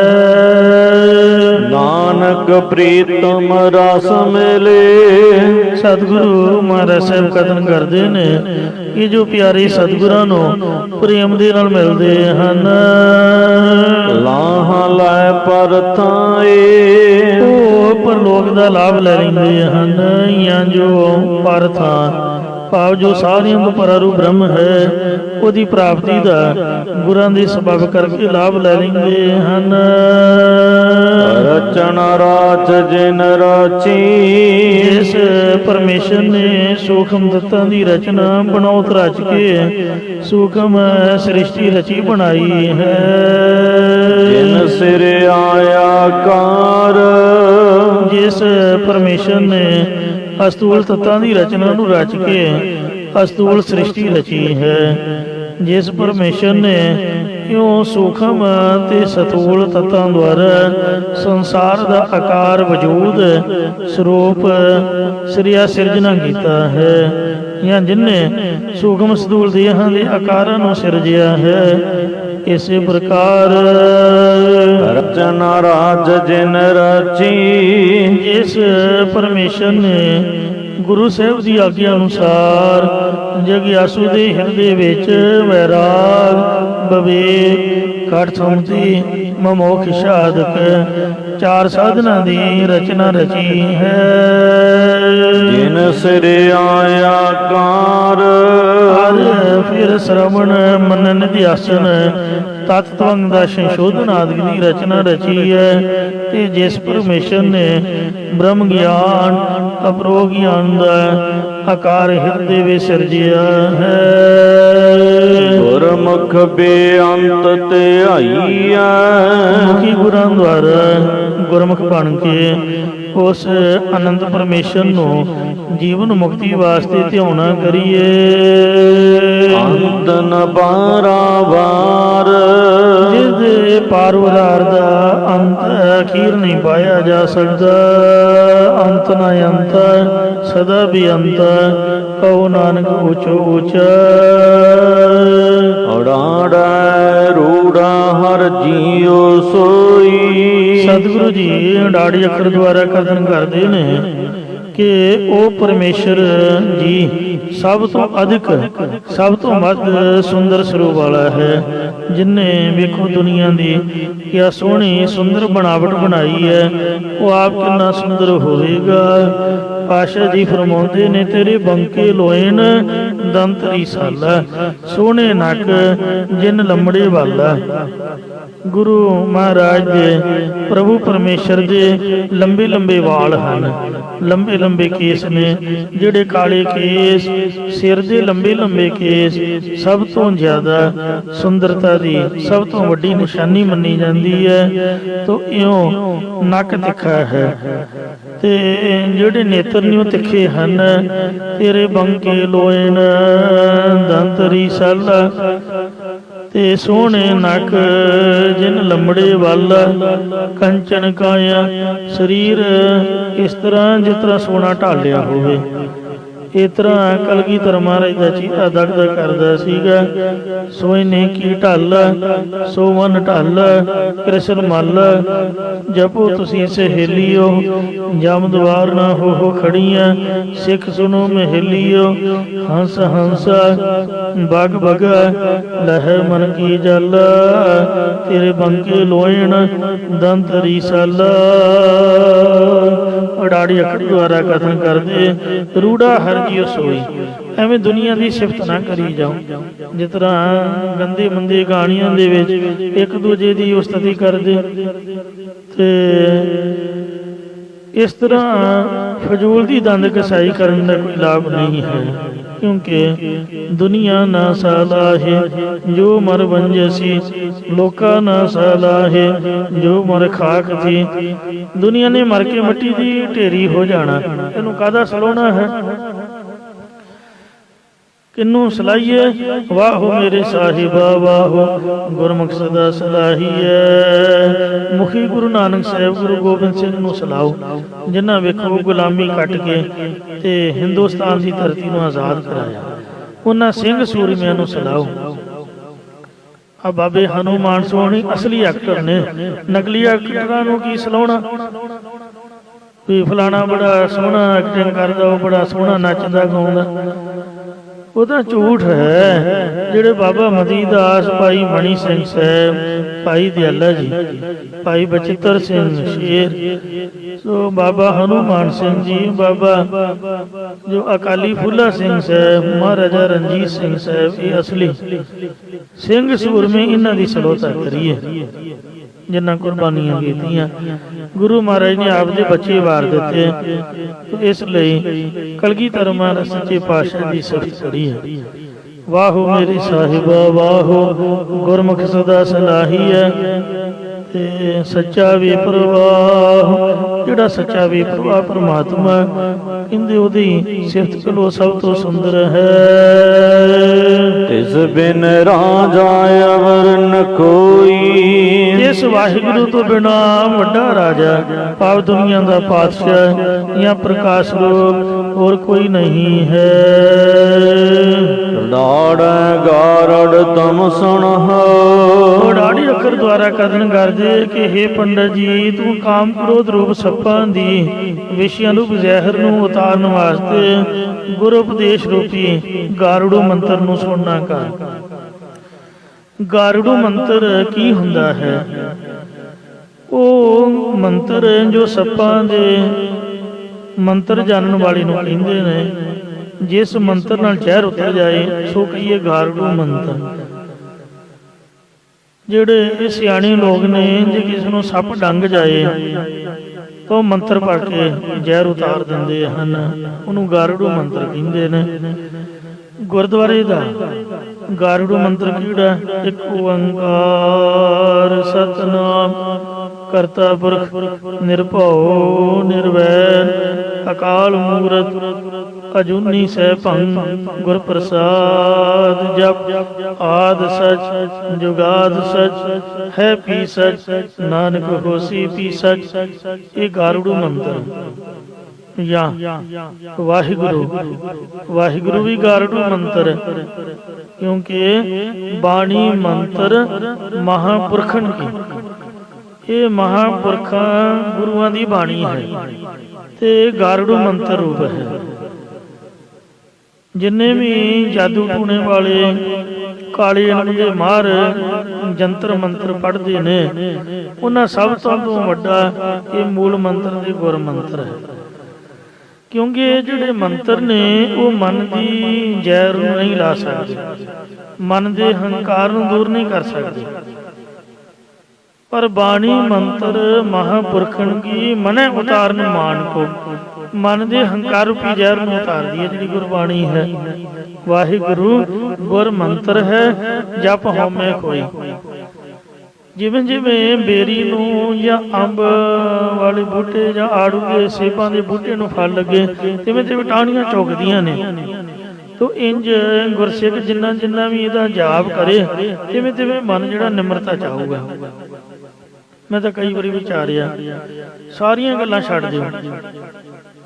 ਜੇ ਦੇਣੀ ਚੜ੍ਹ ਗਿਆ, ਮਤਲਬ ਸੂਰਜ ਸਿਰ ਤੇ ਆ ਗਿਆ, ਸਿਖਰ ਤੇ ਆ ਗਿਆ, ਸੂਰਜ ਚੜ੍ਹੇ ਤੋਂ ਪਹਿਲਾਂ ਉੱਠਿਆ ਨਾ ਗਿਆ ਤੇ ਇੰਨੇ 'ਚ ਗੁੱਸਾ ਚੜੀ ਜਾਊ।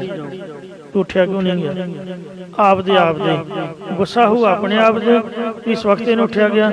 ਫਿਰ ਜਿਹੜਾ ਪਹਿਲਾਂ ਮੱਥੇ ਲੱਗ ਗਿਆ ਉੱਤੇ ਗੁੱਸਾ ਝਾੜ ਦਿਆਂਗੇ। ਮੰਨ ਲਓ ਗੁਰੂ ਘਰ ਨਹੀਂ ਆਇਆ ਗਿਆ, ਬਾਣੀ ਦਾ ਨਿਤਨੇਮ ਨਹੀਂ ਹੋਇਆ, ਗੁੱਸਾ ਹੋਊਗਾ ਆਪਣੇ ਆਪ ਤੇ। ਤੇ ਜਿਹੜਾ ਪਹਿਲਾਂ ਮਿਲ ਗਿਆ ਗੁੱਸਾ ਉਹਦੇ ਤੇ ਲਾ ਦਿਆਂਗੇ। ਕ੍ਰੋਧ ਹੀ ਗੁੱਸਾ ਹੀ ਚੜੀ ਜਾਊਗਾ, ਲੜਾਈ ਕਰਨ ਨੂੰ ਦਿਲ ਕਰੂਗਾ। ਜਿੱਦਣ ਅੰਮ੍ਰਿਤ ਵੇਲੇ ਤੁਸੀਂ ਉੱਠੋਗੇ ਗੁਰੂ ਘਰ ਆ ਕੇ ਤੇ ਸੰਗਤ ਕਰਕੇ ਜਾਓਗੇ, ਉਦੋਂ ਦਾ ਫਰਕ ਤੁਸੀਂ ਵੇਖਿਓ। ਇਹ ਆਪਦੇ ਆਪ 'ਚ ਵਿਚਾਰ ਕਰਕੇ ਦੇਖਿਓ। ਕੁਦਰਤੀ ਹੈ, ਬਹੁਤੇ ਸਿਮਰਨ ਭਜਨ ਦੀ ਵੀ ਨਹੀਂ ਜ਼ਰੂਰਤ ਹੈ। ਬਸ ਡੇਲੀ ਦਾ ਜਿੰਨਾ ਕੁ ਸਵਾਇਆ ਜਾਂ ਮਹਾਰਾਜ ਨੇ ਸਾਨੂੰ ਬਖਸ਼ਿਆ, ਇੰਨਾ ਕੀ ਨਿਤਨੇਮ ਬੰਦਾ ਕਰੀ ਜਾਏ, ਇਹਦੇ ਨਾਲ ਹੀ ਹੌਲੀ ਹੌਲੀ ਜ਼ਹਿਰ ਉਤਰਦੀ ਰਹਿੰਦੀ ਹੈ, ਚੜ੍ਹਦੀ ਨਹੀਂ। ਤੋ ਇਸ ਵਾਸਤੇ ਮਹਾਰਾਜ ਕਹਿੰਦੇ ਨੇ ਇਹ ਗਾਰੜੂ ਮੰਤਰ ਹੈ ਭਾਈ। ਕੜਾੜੀ ਅੱਖਰ ਦੁਆਰਾ ਫਰਮਾਉਂਦੇ ਨੇ, ਇਹਨੂੰ ਤੁਸੀਂ ਜੇ ਜਪ ਨਹੀਂ ਸਕਦੇ ਤੇ ਗੁਰਦੁਆਰੇ ਆ ਕੇ ਚੌਂਕੜਾ ਮਾਰ ਕੇ ਸੁਣੋ ਜ਼ਰੂਰ। ਮਹਾਰਾਜ ਦੀ ਬਾਣੀ ਨੂੰ, ਬਾਣੀ ਦੇ ਪਾਠ ਨੂੰ, ਕਥਾ ਕੀਰਤਨ ਨੂੰ ਇਹ ਸੁਣਨਾ ਕਰੋ ਭਾਈ। ਕਾਮ ਕ੍ਰੋਧ ਇਹ ਸੱਪਾਂ ਦੀ ਤਰ੍ਹਾਂ ਨੇ, ਇਹਨਾਂ ਦੇ ਵਿਸ਼ਿਆਂ ਦੀ ਸਾਡੇ ਮਨ ਨੂੰ ਜ਼ਹਿਰ ਚੜੀ ਪਈ ਹੈ। ਇਹਨੂੰ ਉਤਾਰਨ ਵਾਸਤੇ ਗੁਰੂ ਦੇ ਉਪਦੇਸ਼ ਦੇ ਗਾਰੜੂ ਮੰਤਰ ਨੂੰ ਸੁਣਨਾ ਕਰੋ ਪਿਆਰ ਨਾਲ। ਸਾਚ ਕਹੂੰ ਸੁਣ ਲੇਹੋ ਸਭੈ, ਜਿਨ ਪ੍ਰੇਮ ਕੀਓ ਤਿਨ ਹੀ ਪ੍ਰਭ ਪਾਇਓ। ਕਥਾ ਸੁਣਨ ਦੇ ਨਾਲ ਤੇ ਕੀਰਤਨ ਸੁਣਨ ਦੇ ਨਾਲ ਕ੍ਰੋਧ ਖਤਮ ਹੋ ਜਾਂਦਾ। ਜੇ ਨਹੀਂ ਹੋਇਆ ਸਮਝ ਲਓ ਸੁਣਿਆ ਨਹੀਂ। ਮਹਾਰਾਜ ਨੇ ਬਾਣੀ 'ਚ ਲਿਖ ਕੇ ਗਰੰਟੀ ਦਿੱਤੀ ਹੈ ਕਿ ਵੈਰ ਵਿਰੋਧ ਮਿਟੇ ਤੇ ਮਨ ਤੇ। ਪੁਰਾਣਾ ਵੈਰ ਤੇ ਵਿਰੋਧ ਮਿੰਟ ਮਿੰਟ ਦਾ ਉਹਦੇ ਮਨ ਤੋਂ ਮਿਟ ਜਾਂਦਾ ਹੈ। ਹਰ ਕੀਰਤਨ ਗੁਰਮੁਖ ਜੋ ਸੁਣਦੇ, ਜਿਹੜੇ ਮੁਖੀ ਗੁਰਾਂ ਦੀ ਬਾਣੀ ਦਾ ਹਰੀ ਵਾਹਿਗੁਰੂ ਦੇ ਨਾਮ ਦਾ ਕੀਰਤਨ ਸੁਣਦੇ ਨੇ, ਜਾਂ ਜਿਹੜੇ ਗੁਰਮੁਖ ਬਣ ਕੇ ਕੌਂਕੜਾ ਮਾਰ ਕੇ ਕੀਰਤਨ ਸੁਣਦੇ ਨੇ, ਉਹਨਾਂ ਦਾ ਗੁੱਸਾ ਤੇ ਕਾਮ ਆਦਿਕ ਵਿਕਾਰ ਖਤਮ ਹੋ ਜਾਂਦੇ ਹਨ। ਹਰ ਵਸਾਏ ਮਨ ਮਾਹੇ। ਇੰਜਨ ਦਾ ਹੈਂਡਲ ਘੁਮਾ ਕੇ ਉਹਨੂੰ ਸਟਾਰਟ ਕਰ ਦਈਦਾ ਲਈਦਾ ਜਾਂ ਗੱਡੀ ਦੀ ਸਲਫ ਮਾਰ ਕੇ ਉਹਨੂੰ ਸਟਾਰਟ ਕਰ ਲਈਦਾ, ਮੁੜ ਕੇ ਸਾਰੀ ਦਿਹਾੜੀ ਭਾਵੇਂ ਚਲਾਈ ਜਾਓ ਉਹ ਚੱਲਦੀ ਰਹਿੰਦੀ ਹੈ। ਤੋ ਇੰਜ ਜਿਹੜਾ ਕਥਾ ਕੀਰਤਨ ਗੁਰਦੁਆਰੇ ਦੀ ਪਾਵਰ ਹੈ ਇਹ ਬੈਟਰੀ ਪਾਵਰ ਹੈ, ਸੈਲਫ ਪਾਵਰ ਹੈ, ਸਟਾਰਟਿੰਗ ਪਾਵਰ ਹੈ, ਹੈਂਡਲ ਵਾਲੀ ਪਾਵਰ ਹੈ। ਜਾਂ ਮੋਬਾਈਲ ਨੂੰ ਇੱਕ ਵਾਰ ਚਾਰਜ ਤੇ ਲਾ ਦਿਓ ਤੇ ਮੁੜ ਕੇ 4-5 ਘੰਟੇ ਬੰਨੇ। ਤੋ ਇੰਜ ਇਹ ਚਾਰਜਿੰਗ ਪੁਆਇੰਟ ਹੈ ਜਿੱਥੋਂ ਅੰਤਾਂ ਦੀ ਪਾਵਰ ਆਉਂਦੀ ਹੈ। ਤੋ ਮਹਾਰਾਜ ਅੰਤਾਂ ਦਾ ਪ੍ਰਕਾਸ਼ ਸੋ ਲੈ ਕੇ ਦੁਨੀਆ ਦੇ ਵਿੱਚ ਪ੍ਰਵਿਰਤ ਹੋਏ ਨੇ। ਸਤਿਗੁਰ ਨਾਨਕ ਪ੍ਰਗਟਿਆ ਮਿੱਟੀ ਧੁੰਦ ਜਗ ਚਾਨਣ ਹੋਆ, ਜਿਉਂ ਕਰ ਸੂਰਜ ਨਿਕਲਿਆ। ਸੂਰਜ ਵੇਖੋ ਕਿੰਨਾ ਪਾਵਰਫੁਲ ਹੈ। ਸਾਇੰਸਦਾਨਾਂ ਨੇ ਅੱਜ ਕੱਲ੍ਹ ਪਲੇਟਾਂ ਹੀ ਬਣਾਤੀਆਂ ਇਹੋ ਜਿਹੀਆਂ, ਉਹ ਪਲੇਟਾਂ ਦੀ ਕਿਰਨਾਂ ਡਿੱਗਦੀਆਂ ਨੇ ਤੇ ਜਿਹਨੂੰ ਸੋਲਰ ਸਿਸਟਮ ਕਹਿੰਦੇ ਨੇ, ਉਹਦੇ ਨਾਲ ਹੀ ਭਾਵੇਂ ਬੱਦਲ ਵੀ ਹੋਵੇ ਤਾਂ ਵੀ ਪਾਣੀ ਗਰਮ ਹੋ ਜਾਂਦਾ। ਬਿਜਲੀ ਦੇ ਬਿੱਲ ਕੱਟ ਗਏ ਨੇ। ਸੋ ਇਸ ਲਈ ਸਿਰਫ ਪਲੇਟ ਜਾਂ ਸੋਰਸ ਹੋਣਾ ਚਾਹੀਦਾ ਉਹਨੂੰ ਪ੍ਰਾਪਤ ਕਰਨ ਦਾ। ਕੁੱਕਰ ਵੀ ਆ ਗਏ ਨੇ। ਤੋ ਇਸ ਤਰ੍ਹਾਂ ਆਪਦੀ ਆਤਮਾ ਨੂੰ ਸਟਰੋਂਗ ਕਰੋ ਮਹਾਰਾਜ ਦਾ ਪ੍ਰਕਾਸ਼ ਪ੍ਰਾਪਤ ਕਰਨ ਲਈ। ਪਲੇਟ ਸਾਫ਼ ਹੋਣੀ ਚਾਹੀਦੀ, ਉੱਤੇ ਡਸਟਿੰਗ ਨਹੀਂ ਹੋਣੀ ਚਾਹੀਦੀ। ਐਵੇਂ ਲੀਲੂ ਰਮਾੜ ਕੇ ਤੇ ਸਾਫ਼ ਕਰਕੇ ਜੇ ਮਹਾਰਾਜ ਦੇ ਸਾਹਮਣੇ ਕਰਾਂਗੇ ਤੇ ਉਹਦੇ ਪ੍ਰਕਾਸ਼ ਨਾਲ ਇਤਨੀ ਪਾਵਰ ਜਮਾ ਹੋ ਜਾਏਗੀ ਜਿੰਨਾ ਚਿਰ ਮਰਜ਼ੀ ਵਰਤੀ ਜਾਓ। ਇਹ ਗੁਰੂ ਮਹਾਰਾਜ ਪਾਵਰ ਉਸ ਨੇ ਬਿਜਲੀ ਕਰਨੇ। ਤੋ ਇਸ ਵਾਸਤੇ ਜਿਸ ਤਰ੍ਹਾਂ ਕਿਸੇ ਦਾ ਦਿਮਾਗ ਉਹ ਜਿੰਨੀ ਸ਼ਰਧਾ, ਜਿੰਨਾ ਆਪਦਾ ਹਿਰਦਾ ਪ੍ਰੇਮ ਦੇ ਸੰਯੁਕਤ ਹੋਏਗਾ ਤੇ ਉਨੀ ਇਹਨੂੰ ਪਾਵਰ ਪ੍ਰਾਪਤ ਹੋ ਸਕਦੀ ਹੈ। ਮਹਾਰਾਜ ਸੱਚੇ ਪਾਤਸ਼ਾਹ ਜੀ ਕਥਨ ਕਰਦੇ ਨੇ, ਹਰੀ ਦਾ ਨਾਮ ਆ ਕੇ ਮਨ ਵਿੱਚ ਵਸ ਜਾਏਗਾ, ਫਿਰ ਅਜੱਪਾ ਜਾਪਣਾ ਵੀਸਰ ਆਜ ਜੁਗਾਦ ਸਮਾਏ। ਸੋ ਨਾਮ ਦਾ ਸਿਮਰਨ ਆਪਣੇ ਆਪ ਹੀ ਚਾਲੂ ਹੋ ਜਾਏਗਾ। ਗੁਰ ਪ੍ਰਸਾਦੀ ਹਰ ਪਾਈਐ, ਸਤਿਗੁਰਾਂ ਦੀ ਕਿਰਪਾ ਦੁਆਰਾ ਹੀ ਹਰੀ ਪਰਮੇਸ਼ਰ ਨੂੰ ਪਾਉਣਾ ਕਰੀਦਾ ਹੈ। ਸ੍ਰੀ ਗੁਰੂ ਨਾਨਕ ਦੇਵ ਜੀ ਤੋਂ ਬਗੈਰ ਅੱਜ ਤੱਕ ਕਿਸੇ ਵੀ ਰੱਬ ਨੂੰ ਨਹੀਂ ਪਾਇਆ। ਸ੍ਰੀ ਗੁਰੂ ਨਾਨਕ ਦੇਵ ਜੀ ਤੋਂ ਪਹਿਲਾਂ ਸਾਧ ਸੰਗਤ ਜਿਹੜੇ ਪ੍ਰਹਿਲਾਦ ਜੀ ਜਾਂ ਧਰੂਵ ਜੀ ਭਗਤ ਹੋਏ ਨੇ, ਉਹਨਾਂ ਰੱਬ ਨੂੰ ਨਹੀਂ ਪਾਇਆ ਸੀਗਾ, ਉਹਨਾਂ ਵਿਸ਼ਨੂੰ ਦੇ ਦਰਸ਼ਨ ਕੀਤੇ ਸਨ। ਵਿਸ਼ਨੂੰ ਇੱਕ ਦੇਵਤਾ ਹੈ, ਉਹ ਭਗਵਾਨ ਨੇ ਆਪ ਤੋਂ ਉੱਪਰ ਦੀ ਪੁਰੀ ਤੇ ਉਹਨਾਂ ਨੂੰ ਜਗ੍ਹਾ ਦੇ ਦਿੱਤੀ, ਵੈਕੁੰਠ ਤੋਂ ਵੀ ਉੱਪਰ। ਪਰ ਸੱਚਖੰਡ ਦੇ ਦਰਸ਼ਨ ਗੁਰੂ ਨਾਨਕ ਸਾਹਿਬ ਨੇ ਕਰਾਏ ਨੇ। ਜਦੋਂ ਮਹਾਰਾਜ ਧਰੂਵ ਦੀ ਪੁਰੀ ਜਾਂ ਪ੍ਰਹਿਲਾਦ ਦੀ ਪੁਰੀ ਤੇ ਪਹੁੰਚੇ, ਜਿੰਨੇ ਭਗਤਾਂ ਦੀ ਬਾਣੀ ਗੁਰੂ ਗ੍ਰੰਥ ਸਾਹਿਬ ਦੀ ਦਰਜ ਹੈ, ਸਭਨਾਂ ਦੇ ਗੁਰੂ ਨਾਨਕ ਸਾਹਿਬ ਹੋਏ ਨੇ। ਤਾਂ ਪ੍ਰਭੂ ਦੇ ਵਿੱਚ ਉਹਨਾਂ ਨੂੰ ਭੇਤ ਬਖਸ਼ਿਸ਼ ਕੀਤੀ ਹੈ। ਇਸ ਲਈ ਜਿੱਥੇ ਮਰਜ਼ੀ ਤੁਹਾਡੀ ਦਿਲ ਕਰਦਾ ਸੈਰ ਕਰ ਆਓ, ਪਰ ਉਹਨਾਂ ਗੁਰਦੁਆਰੇ ਪਊਗਾ ਤੁਹਾਨੂੰ। ਇਸ ਜਨਮ 'ਚ ਨਹੀਂ, ਅਗਲੇ ਜਨਮ 'ਚ ਸਹੀ। ਮੈਂ ਤਾਂ ਇਹੀ ਗੱਲ ਸਮਝੀ ਹੈ। ਸਾਡੇ ਤਾਂ ਵੱਡੇ ਭਾਗ ਨੇ। ਜੇ ਤੁਸੀਂ ਕਹੋ ਵੀ ਮੈਂ ਹੰਕਾਰ ਕਰਦਾ, ਇਹ ਹੰਕਾਰ ਤਾਂ ਤੁਹਾਨੂੰ ਵੀ ਕਰਨਾ ਚਾਹੀਦਾ। ਜੇ ਛੋਟੇ ਬੱਚੇ ਨੂੰ ਜਾਂ ਛੋਟੀ ਬੇਟੀ ਨੂੰ ਆਪਦੇ ਪਿਓ ਤੇ ਹੰਕਾਰ ਨਹੀਂ, ਤਾਂ ਫਿਰ ਉਹ ਬੱਚਾ ਜਾਂ ਬੱਚੀ ਕਾਹਦੀ ਹੋਈ। ਆਪਦੇ ਪਿਓ ਤੇ ਹੰਕਾਰ ਨਹੀਂ ਕਰਨਾ, ਹੰਕਾਰ ਮੀਨਿੰਗ ਮਾਣ ਨਹੀਂ ਕਰਨਾ, ਫਿਰ ਕਿਹਦੇ ਤੇ ਮਾਣ ਕਰਾਂਗੇ। ਧਰਮ ਸਪਤਨੀ ਨੂੰ ਆਪਦੇ ਘਰ ਵਾਲੇ ਤੇ ਹੀ ਮਾਣ ਹੈ ਨਾ, ਗੁਆਂਢੀਆਂ ਤੇ ਥੋੜੋ ਕਰਨਾ। ਮਾਣ ਕਰੋ ਤੂੰ ਨੇ ਮੇਰੇ ਪ੍ਰੀਤਮ ਪਿਆਰੇ। ਇਸ ਲਈ ਸੁੱਚਾ ਹੰਕਾਰ ਹੈ, ਪਵਿੱਤਰ ਹੰਕਾਰ ਹੈ। ਸਭ ਤੋਂ ਵੱਡੇ ਭਾਗ ਗੁਰਸਿੱਖਾਂ ਦੇ, ਜੋ ਗੁਰਚਰਨੀ ਸਿੱਖ ਪੜਦੇ ਆ, ਜਿਹਨੂੰ ਜੰਮਦੇ ਹੀ ਮਾਣ ਹੈ ਮਹਾਰਾਜ ਦੇ ਚਰਨੀ ਪਾਇਆ।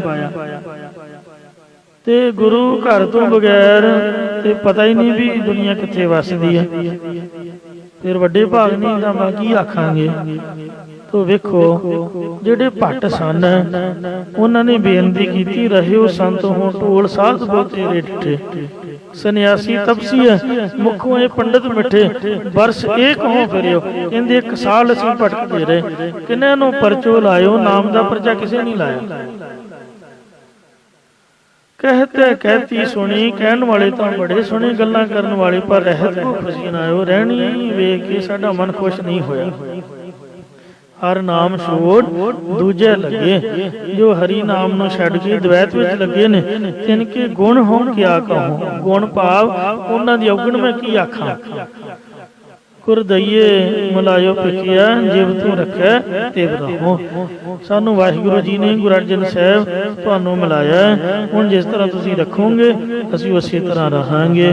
ਵੇਖੋ ਇੱਕ ਜੋਗੀ ਸੀਗਾ, ਉਹ ਗੁਰੂ ਅਮਰਦਾਸ ਜੀ ਦੇ ਕੋਲ ਆਇਆ। ਉਹਨੇ ਭਗਵੇਂ ਕੱਪੜੇ ਪਾਏ ਹੋਏ ਸੀ, ਸਾਰੀ ਉਮਰ ਸਾਧਨਾ ਕੀਤੀ। ਕਹਿਣ ਲੱਗਾ ਜੀ ਮੈਨੂੰ ਆਨੰਦ ਬਖਸ਼ੋ। ਮਹਾਰਾਜ ਕਹਿੰਦੇ ਵੀ ਇੰਜ ਆਨੰਦ ਨਹੀਂ ਆਉਣਾ। ਫਿਰ ਦੱਸੋ ਜੀ ਕਿਵੇਂ? ਸਤਿਗੁਰੂ ਜੀ ਕਹਿੰਦੇ ਗੁਰਦੁਆਰੇ ਆ। ਕਹਿੰਦੇ ਜੀ ਆਇਆ ਤਾਂ ਹਾਂ। ਕਹਿੰਦੇ ਹੁਣ ਤਾਂ ਤੇਰੀ ਉਮਰ ਲੰਘ ਗਈ ਗੁਰਮੁਖਾ, ਜਾਂ ਤਾਂ ਤੂੰ ਪਹਿਲਾਂ ਆਉਂਦਾ। ਬੰਦੇ ਦਾ ਟਾਈਮ ਹੀ ਟੱਪ ਗਿਆ, ਉਹ ਸੇਵਾ ਕੀ ਕਰੂ, ਸਿਮਰਨ ਕੀ ਕਰੂਗਾ। ਤੋ ਸਾਡੀ ਬੇਨਤੀ ਹੈ ਵੀ ਜੇ ਤੂੰ ਆਨੰਦ ਲੈਣਾ ਹੈ ਤਾਂ ਤੂੰ ਫਿਰ ਹੁਣ ਤੇਰੀ ਉਮਰ ਸਮਾਪਤ ਹੋ ਗਈ ਹੈ ਤੇ ਇਹ ਫੁਰਨਾ ਬਣਾ ਕੇ ਸਵਾਸ ਛੱਡ ਵੀ ਮੈਂ ਗੁਰਦੁਆਰੇ ਆ ਕੇ ਸੇਵਾ ਕਰਾਂ। ਕਹਿੰਦਾ ਜੀ ਸਤ ਬਚਨ। ਉਹਨੇ ਫੁਰਨਾ ਬਣਾ ਕੇ ਸਵਾਸ ਛੱਡੇ ਤਾਂ ਉਹ ਗੁਰੂ ਮਹਾਰਾਜ ਦਾ ਪੋਤਰਾ ਬਣ ਕੇ ਜੰਮਿਆ। ਤੇ ਜਦ ਪੋਤਰੇ ਜੰਮੇ ਦੀ ਖਬਰ ਮਿਲੀ ਤੇ ਕਹਿੰਦੇ ਜੀ ਨਾਂ ਰੱਖੋ। ਮਹਾਰਾਜ ਕਹਿੰਦੇ ਦਰਸ਼ਨ ਤਾਂ ਕਰਾਓ। ਭਾਈ ਬੱਲੂ ਨੂੰ ਆਖਿਆ ਵੀ ਬੱਚਾ ਲੈ ਕੇ ਤਾਂ ਮੈਂ ਦਰਸ਼ਨ ਤਾਂ ਕਰਾਂ ਉਹਦੇ। ਦਰਸ਼ਨ ਕਿਸੇ ਕਹਿੰਦੇ ਆਹ ਇਹ ਤਾਂ ਉਹੀ ਜੋਗੀ ਆ, ਇਹ ਤਾਂ ਆਨੰਦ ਲੈਣ ਆਇਆ, ਉਹਦਾ ਨਾਂ ਹੀ ਆਨੰਦ ਰੱਖਤਾ। ਮਹਾਰਾਜ ਨੇ ਬਾਣੀ ਉਚਾਰੀ 38 ਪੌੜੀਆਂ ਵਾਲੀ ਆਨੰਦ ਸਾਹਿਬ। 2 ਪੌੜੀਆਂ ਸ੍ਰੀ ਗੁਰੂ ਅਰਜਨ ਦੇਵ ਜੀ ਨੇ ਐਡ ਕੀਤੀਆਂ ਨੇ। ਤੇ ਭਾਈ ਬੱਲੂ ਨੂੰ ਆਖਿਆ ਵੀ ਫੜ ਢੋਲ, ਲਿਖ ਕੇ ਦਿੱਤੀਆਂ। ਉੱਚੀ ਉੱਚੀ ਬੋਲ ਕੇ ਢੋਲ ਦੇ ਡੱਗੇ ਨਾਲ ਕੋਠੇ ਤੇ ਚੜ ਕੇ ਆਨੰਦ ਸਾਹਿਬ ਦਾ ਕੀਰਤਨ ਸੁਣਾਓ ਭਾਈ। ਉਦੋਂ ਸਪੀਕਰ ਕਿਹੜਾ ਹੁੰਦੇ ਸੀਗੇ। ਤੇ ਇਸ ਲਈ ਢੋਲ ਦੇ ਡੱਗੇ ਨਾਲ ਆਨੰਦ ਸਾਹਿਬ ਦਾ ਪਾਠ ਸੁਣਾਇਆ। ਵੇਖੋ ਇੱਕ ਜੋਗੀ ਬਗਾਨੇ ਘਰ ਦਾ ਤੇ ਗੁਰਦੁਆਰੇ ਮਹਾਰਾਜ ਦੀ ਕਿਰਪਾ ਨਾਲ ਆ ਕੇ ਉਹਨੂੰ ਆਨੰਦ ਪ੍ਰਾਪਤ ਹੋਇਆ। ਅਸੀਂ ਗੁਰਦੁਆਰੇ ਜੰਮ ਕੇ ਪਲ ਕੇ ਤੇ ਬਾਹਰ ਨੂੰ ਭੱਜਦੇ ਆ ਆਨੰਦ ਲੈਣ ਵਾਸਤੇ, ਤਾਈਓ ਤਾਂ ਦੁਖੀ ਹੁੰਦੇ ਆ, ਤਾਈਓ ਤਾਂ ਕੱਖ ਬਣਦਾ ਨਹੀਂ ਹੈ। ਸਾਰੀ ਉਮਰ ਭਟਕਣਾ ਵਿੱਚ ਲੱਗੇ ਰਹਿੰਦੇ ਆ। ਇੱਕ ਮਾਧੋ ਦਾਸ ਵਿਰਾਗੀ ਸਾਧੂ ਜਿਹਦੇ 4 ਵੀਰ ਵਸ ਕੀਤੇ ਨੀਆਂ ਪਾਵਨਾ ਸ਼ਕਤੀਆਂ ਪਾ ਕੇ ਵੀ ਉਹਨੂੰ ਗੁਰੂ ਗੋਬਿੰਦ ਸਿੰਘ ਦੇ ਚਰਨਾਂ ਵਿੱਚੋਂ ਅੰਮ੍ਰਿਤ ਛਕ ਕੇ ਵੇਖੋ ਮੁਕਤੀ ਦੀ ਦਾਤ ਮਿਲੀ। ਤੇ ਆਪਾਂ ਗੁਰੂ ਦੇ ਸਿੱਖ ਬਣ ਕੇ ਅੰਮ੍ਰਿਤ ਛਕ ਕੇ ਗਾਤਰਾ ਲਾ ਕੇ ਬਾਹਰ ਨੂੰ ਭੱਜ ਗਏ। ਕਿਹਨੂੰ ਚੰਗੇ ਆਖਾਂਗੇ, ਬਗਾਨਿਆਂ ਨੂੰ ਕਿ ਆਪਣਿਆਂ ਨੂੰ? ਹੁਣ ਤੁਸੀਂ ਦੱਸੋ, ਫੈਸਲਾ ਕਰਕੇ ਜਾਇਓ। ਇੱਕ ਸਤ ਬਗਾਨਾ ਜੋਗੀ ਸਤਿਯੁਗ ਦਾ ਬੈਠਿਆ ਸੰਤੋਖਾ ਜੋਗੀ ਗੁਰਦੁਆਰਾ ਟਾਹਲੀ ਸਾਹਿਬ ਅੰਮ੍ਰਿਤਸਰ ਸਾਹਿਬ ਸਭ ਤੋਂ ਪਹਿਲਾ ਸਰੋਵਰ ਮਹਾਰਾਜ ਨੇ ਖੁਦਵਾਇਆ। ਉਹ ਗੁਰੂ ਘਰ ਆ ਕੇ ਤੇ ਵੇਖੋ ਬ੍ਰਹਮ ਗਿਆਨ ਮੁਕਤੀ ਲੈ ਰਿਹਾ ਹੈ। ਸਤਿਯੁਗ ਤੋਂ ਕਲਯੁਗ ਤੱਕ 4 ਯੁੱਗਾਂ ਦੀ ਸਮਾਧੀ 'ਚ ਬੈਠਾ ਤੇ ਸਾਨੂੰ ਮਹਾਰਾਜ ਨੇ ਇੰਨਾ ਸੁਨਹਿਰੀ ਮੌਕਾ ਬਖਸ਼ਿਆ ਹੈ। ਆਪਾਂ ਉਹ ਸਮਾਂ ਗੁਰੂ ਸਾਹਿਬ ਨੂੰ ਦਿੰਦੇ ਹੀ ਨਹੀਂ, ਸੰਗਤ ਹੀ ਨਹੀਂ ਕਰਦੇ, ਮਹਾਰਾਜ ਦਾ ਉਪਦੇਸ਼ ਨਹੀਂ ਸੁਣਦੇ। ਸਤਿਗੁਰੂ ਜੀ ਕੀ ਕਹਿ ਰਹੇ ਨੇ, ਅਸੀਂ ਕਿੱਥੇ ਖੜੇ ਹਾਂ? ਪਾਤਸ਼ਾਹ ਫਰਮਾਉਂਦੇ ਨੇ ਅੜਾੜ ਗਾਰੜ ਤੁਮ ਸੁਣੋ। ਇਹ ਗੁਰਮੁਖੋ ਡਾਢੇ ਅੱਖਰ ਦੁਆਰਾ ਉਪਦੇਸ਼ ਹੈ ਕਿ ਗਾਰੜੂ ਮੰਤਰ ਤੁਸੀਂ ਸ਼ਰਧਾ ਪਿਆਰ ਸੰਯੁਕਤ ਗੁਰੂ ਕੀ ਸੰਗਤ ਵਿੱਚ ਬੈਠ ਕੇ ਸੁਣੋ। ਹਰ ਵਸੈ ਮਨ ਮਾਹੇ। ਤੁਹਾਡੇ ਵਿਸ਼ਿਆਂ ਦੀ ਜ਼ਹਿਰ, ਹੰਕਾਰ ਦੀ ਜ਼ਹਿਰ ਮਿਟ ਜਾਏਗੀ। ਹਰੀ ਪਰਮੇਸ਼ਰ ਮਨ ਵਿੱਚ ਆ ਕੇ ਵਸੇਗਾ। ਗੁਰ ਪ੍ਰਸਾਦੀ ਹਰ ਪਾਈਐ। ਸਤਿਗੁਰਾਂ ਦੀ ਕਿਰਪਾ ਦੁਆਰਾ ਹੀ ਹਰੀ ਪਰਮੇਸ਼ਰ ਨੂੰ ਪਾਉਣਾ ਕਰੀਦਾ ਹੈ। ਮਤ ਕੋ ਭਰਮ ਭੁਲਾਹੇ। ਮਤਾ ਕੋਈ ਭਰਮ ਭੁਲੇਖੇ ਵਿੱਚ ਪੈ ਕੇ ਤੇ ਬਾਹਰ ਨੂੰ ਦੌੜਿਆ ਰਹੇ। ਸੋ ਸਾਹੋ ਸਾਚਾ। ਇਸ ਲਈ ਗੁਰੂ ਨਾਨਕ ਸਾਹਿਬ ਦੀ ਕਿਰਪਾ ਨਾਲ ਮੁਕਤੀ ਪਾਈ ਦੀ ਹੈ। ਸੋ ਭਾਈ ਰੇ ਗੁਰਬਿਨ ਗਿਆਨ ਨਾ ਹੋਏ। ਗਿਆਨ ਤੋਂ ਬਗੈਰ ਮੁਕਤੀ ਨਹੀਂ। ਇਸ ਲਈ ਗੁਰੂ ਤੋਂ ਬਗੈਰ ਗਿਆਨ ਨਹੀਂ ਹੈ। ਉਹੀ ਗੁਰੂ ਸ੍ਰੀ ਗੁਰੂ ਨਾਨਕ ਦੇਵ ਜੀ ਸਾਡਾ ਸੱਚਾ ਸ਼ਾਹੂਕਾਰ ਹੈ, ਜਿਹੜਾ ਨਾਮ ਦਿੰਦਾ, ਗਿਆਨ ਦਿੰਦਾ, ਮੁਕਤੀ ਦਾ ਦਾਨ ਦਿੰਦਾ ਹੈ। ਜਿਸ ਹਰ ਧਨ ਰਾਸ। ਜਿਸ ਕੋਲ ਹਰੀ ਪਰਮੇਸ਼ਰ ਦੇ ਨਾਮ ਰੂਪ ਧਨ ਦੀ ਰਾਸ ਪੂੰਜੀ ਜਾਂ ਇਸੇ ਪ੍ਰਕਾਰ ਸੋ ਸਹੁ ਸਾਚਾ ਉਹੀ ਤਤ ਬੇਤਾ ਸੰਤ ਸੱਚਾ ਸ਼ਾਹੂਕਾਰ ਹੈ। ਜਿਸ ਹਰ ਧਨ ਰਾਸ ਜਿਸ ਪਾਸ ਹਰੀ ਦੇ ਨਾਮ ਰੂਪੀ ਬ੍ਰਹਮ ਗਿਆਨ ਰੂਪੀ ਧਨ ਦੀ ਪੂੰਜੀ ਹੈ। ਗੁਰਮੁਖ ਪੂਰਾ ਤਿਸ ਸਾਬਾਸ ਅਤੇ ਉਹ ਜਿਸ ਗੁਰਮੁਖ ਨੂੰ ਪੂਰਨ ਨਾਮ ਰੂਪੀ ਧਨ ਮਿਲਿਆ ਜਾਂ ਜਿਸ ਗੁਰਮੁਖ ਦਾ ਪੂਰਨ ਵਾਹਿਗੁਰੂ ਤੇ ਭਰੋਸਾ ਜਾਂ ਜਿਸ ਗੁਰਮੁਖ ਨੂੰ ਮੁਖੀ ਗੁਰਾਂ ਦੁਆਰਾ ਪੂਰਨ ਬ੍ਰਹਮ ਗਿਆਨ ਪ੍ਰਾਪਤ ਹੋਇਆ ਉਸ ਦੇ ਤਾਈਂ ਸ਼ਾਬਾਸ਼, ਉਹਨੂੰ ਧੰਤਾ ਯੋਗ ਪਦਵੀ ਪ੍ਰਾਪਤ ਹੁੰਦੀ ਹੈ। ਰੂੜੀ ਬਾਣੀ ਹਰ ਪਾਇਆ। ਰੂੜੀ ਦਾ ਅਰਥ ਹੈ ਸੁੰਦਰ। ਮੈਨੂੰ ਪਹਿਲਾਂ ਰੂੜੋ ਗੂੜੋ ਗਹਿਰ ਗੰਭੀਰੋ, ਇੱਕ ਵਾਰ ਹੁਕਮਨਾਮੇ ਦੀ ਕਥਾ ਕਰਨ ਲੱਗਿਆ ਇਹ ਅੱਖਰ ਵਿਸਰ ਗਏ ਇਹਨਾਂ ਦਾ ਅਰਥ ਵੀ ਰੂੜੋ ਕਿਹਨੂੰ ਕਹਿੰਦੇ ਨੇ। ਗੂੜੋ ਤਾਂ ਹੋਇਆ ਗਹਿਰ ਗੰਭੀਰ, ਰੂੜੀ ਜਾਂ ਰੂੜੋ ਦਾ ਅਰਥ ਹੈ ਸੁੰਦਰ। ਇਹ ਜਿਹੜੀ ਬਾਣੀ ਹੈ ਇਹ ਬੜੀ ਸੁੰਦਰ ਹੈ। ਮਹਾਰਾਜ ਦੇ ਉਪਦੇਸ਼ ਦੀ ਵਿਚਾਰ ਦੁਆਰਾ ਸੁੰਦਰ ਨਾਮ ਰੂਪੀ ਬਾਣੀ ਕਰਕੇ ਗੁਰ ਸ਼ਬਦੀ ਵਿਚਾਰ ਹਰੀ ਪਰਮੇਸ਼ਰ ਨੂੰ ਪਾਈਦਾ ਹੈ। ਸੁੰਦਰ ਬਾਣੀ ਵਾਲੇ ਪਰਮੇਸ਼ਰ ਨੂੰ ਸ਼ਬਦ ਦੀ ਵਿਚਾਰ ਦੁਆਰਾ ਪਾਈਦਾ ਹੈ। ਆਪ ਗਿਆ ਦੁਖ ਕਟਿਆ। ਜਿਸ ਦਾ ਗੁਰੂ ਉਪਦੇਸ਼ ਦੁਆਰਾ ਆਪਾ ਭਾਵ ਹੰਕਾਰ ਚਲਾ ਗਿਆ ਉਸ ਦਾ ਜੰਮਣ ਮਨ ਰੂਪੀ ਦੁੱਖ ਕਟਿਆ ਗਿਆ ਹੈ। ਹਰ ਵਰ ਪਾਇਆ ਨਾਰ। ਉਸ ਮਹਾਤਮਾ ਰੂਪ ਨਾਰ ਇਸਤਰੀ ਸਖੀ ਨੇ ਵਰਪਤੀ ਹਰੀ ਪਰਮੇਸ਼ਰ ਨੂੰ ਪ੍ਰਾਪਤ ਕਰ ਲਿਆ ਹੈ। ਸੋਇਨਾ ਰੂਪਾ ਸੰਚੀਆ। ਜੇਕਰ ਸੋਨਾ ਤੇ ਚਾਂਦੀ ਇਕੱਤਰ ਕਰੀਏ ਧਨ ਕਾਚਾ ਬਿਖਸ਼ਾਰ। ਪਰ ਇਹ ਤਾਂ ਵਿਸ਼ਿਆਂ ਨੂੰ ਪੈਦਾ ਕਰਨ ਵਾਲਾ ਕੱਚਾ ਹੀ ਧਨ ਹੈ। ਅੱਜ ਕੱਲ ਤਾਂ ਸਮਾਂ ਹੀ ਇਹੋ ਜਿਹਾ ਜਾ ਰਿਹਾ ਤੇ ਤੁਸੀਂ ਮੋਬਾਈਲ ਕੰਨਾਂ ਨੂੰ ਲਾ ਕੇ ਰਸਤੇ ਨਹੀਂ ਤੁਰ ਸਕਦੇ, ਪਤਾ ਨਹੀਂ ਕਿੰਨੇ ਖੋਹ ਕੇ ਲੈ ਜਾਣਾ। ਅਸਲੀ ਗਹਿਣੇ ਪਾ ਕੇ ਕਿਤੇ ਤੁਸੀਂ ਬੱਸ 'ਚ ਨਹੀਂ ਚੜ੍ਹ ਸਕਦੇ, ਕਿਤੇ ਪਬਲਿਕ 'ਚ ਨਹੀਂ ਜਾ ਸਕਦੇ। ਲਿਖ ਕੇ ਲਾਇਆ ਹੁੰਦਾ ਵੀ ਆਪਦੇ ਗਹਿਣਿਆਂ ਦੀ ਤੇ ਕੈਸ਼ ਮਨੀ ਦੀ ਸੰਭਾਲ ਰੱਖੋ। ਹੁੰਦਿਆਂ ਸੁਣਦਿਆਂ ਵੀ ਬੰਦਾ ਵਰਤ ਨਹੀਂ ਸਕਦਾ ਤੇ ਦੱਸੋ ਫਾਇਦਾ ਕੀ ਹੈ? ਉਸ ਚੀਜ਼ ਦਾ ਕੀ ਫਾਇਦਾ ਜਿਹੜਾ ਰਾਤ ਨੂੰ ਨੀਂਦ ਹੀ ਨਹੀਂ ਆਉਣੀ? ਦੱਸੋ ਮੈਨੂੰ, ਕੋਈ ਹੈ ਫਾਇਦਾ? ਚੀਜ਼ ਤਾਂ ਉਹ ਖਰੀਦੀਏ ਜਿਹਦੇ ਨਾਲ ਸੁੱਖ ਤੇ ਸ਼ਾਂਤੀ ਸੁੱਖ ਵਾਸਤੇ ਪੈਸਾ ਕਮਾਈਦਾ।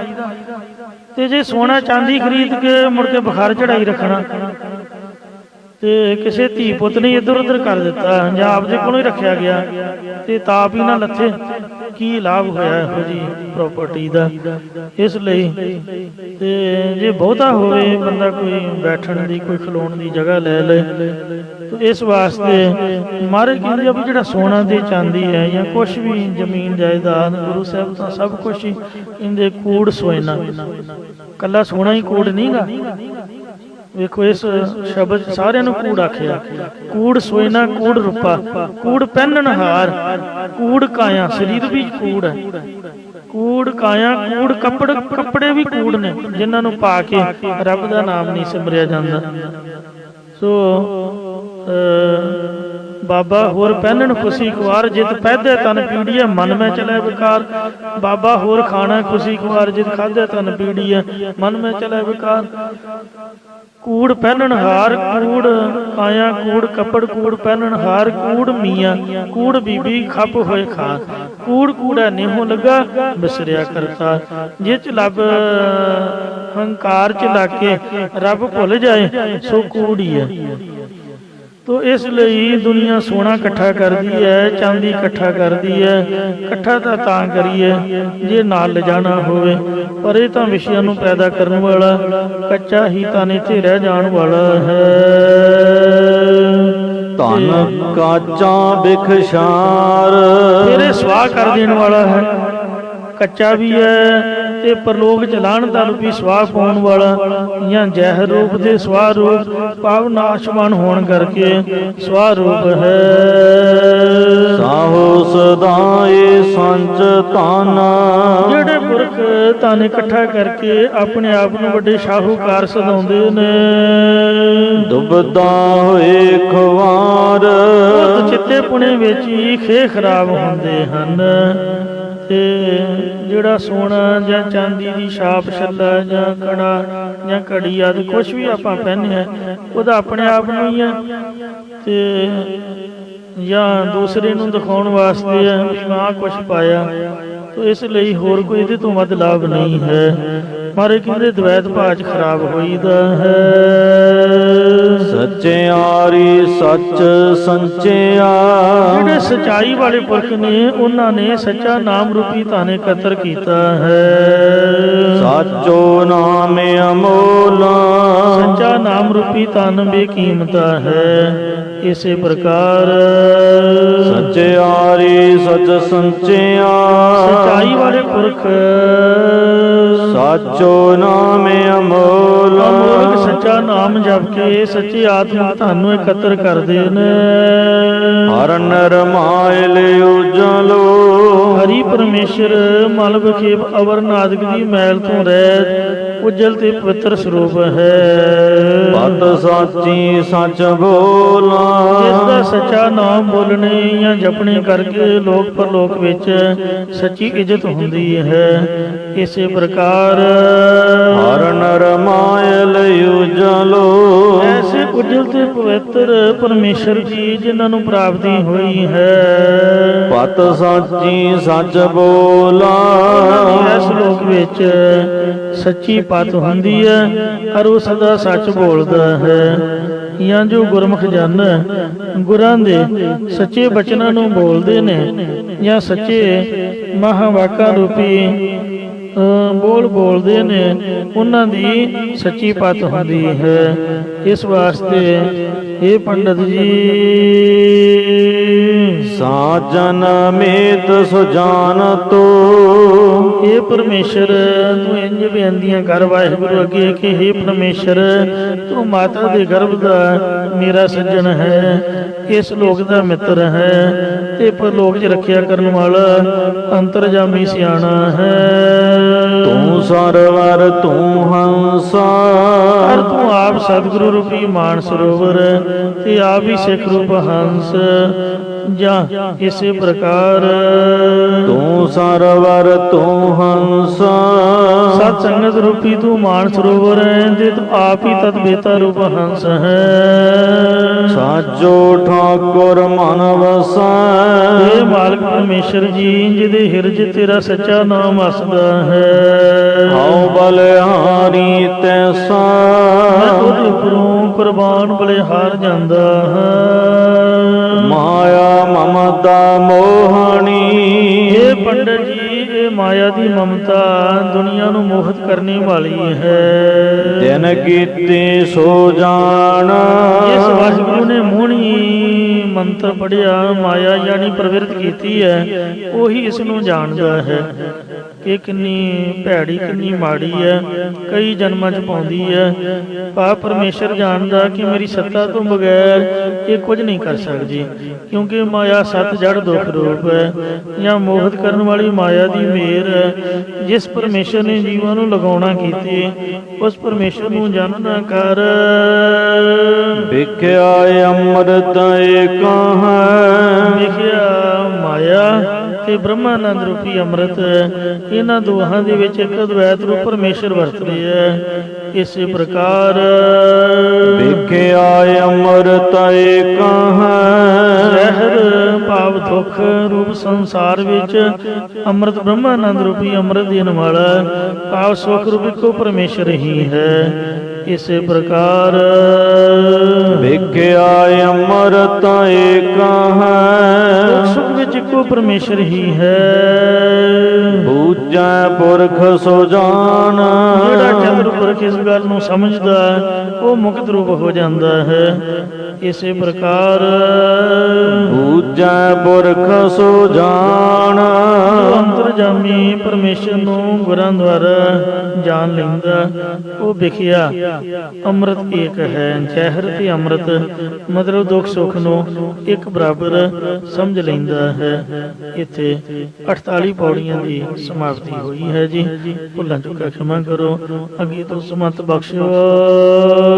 ਮਾਇਆ ਮਮਤਾ ਮੋਹਣੀ ਜਿਨ ਕੀਤੀ ਸੋ ਜਾਣ ਵੇਖਿਆ ਅੰਮ੍ਰਿਤ ਏਕ ਹੈ ਬੂਝੈ ਪੁਰਖ ਸੋ ਜਾਣ। ਵਾਹਿਗੁਰੂ ਜੀ ਕਾ ਖਾਲਸਾ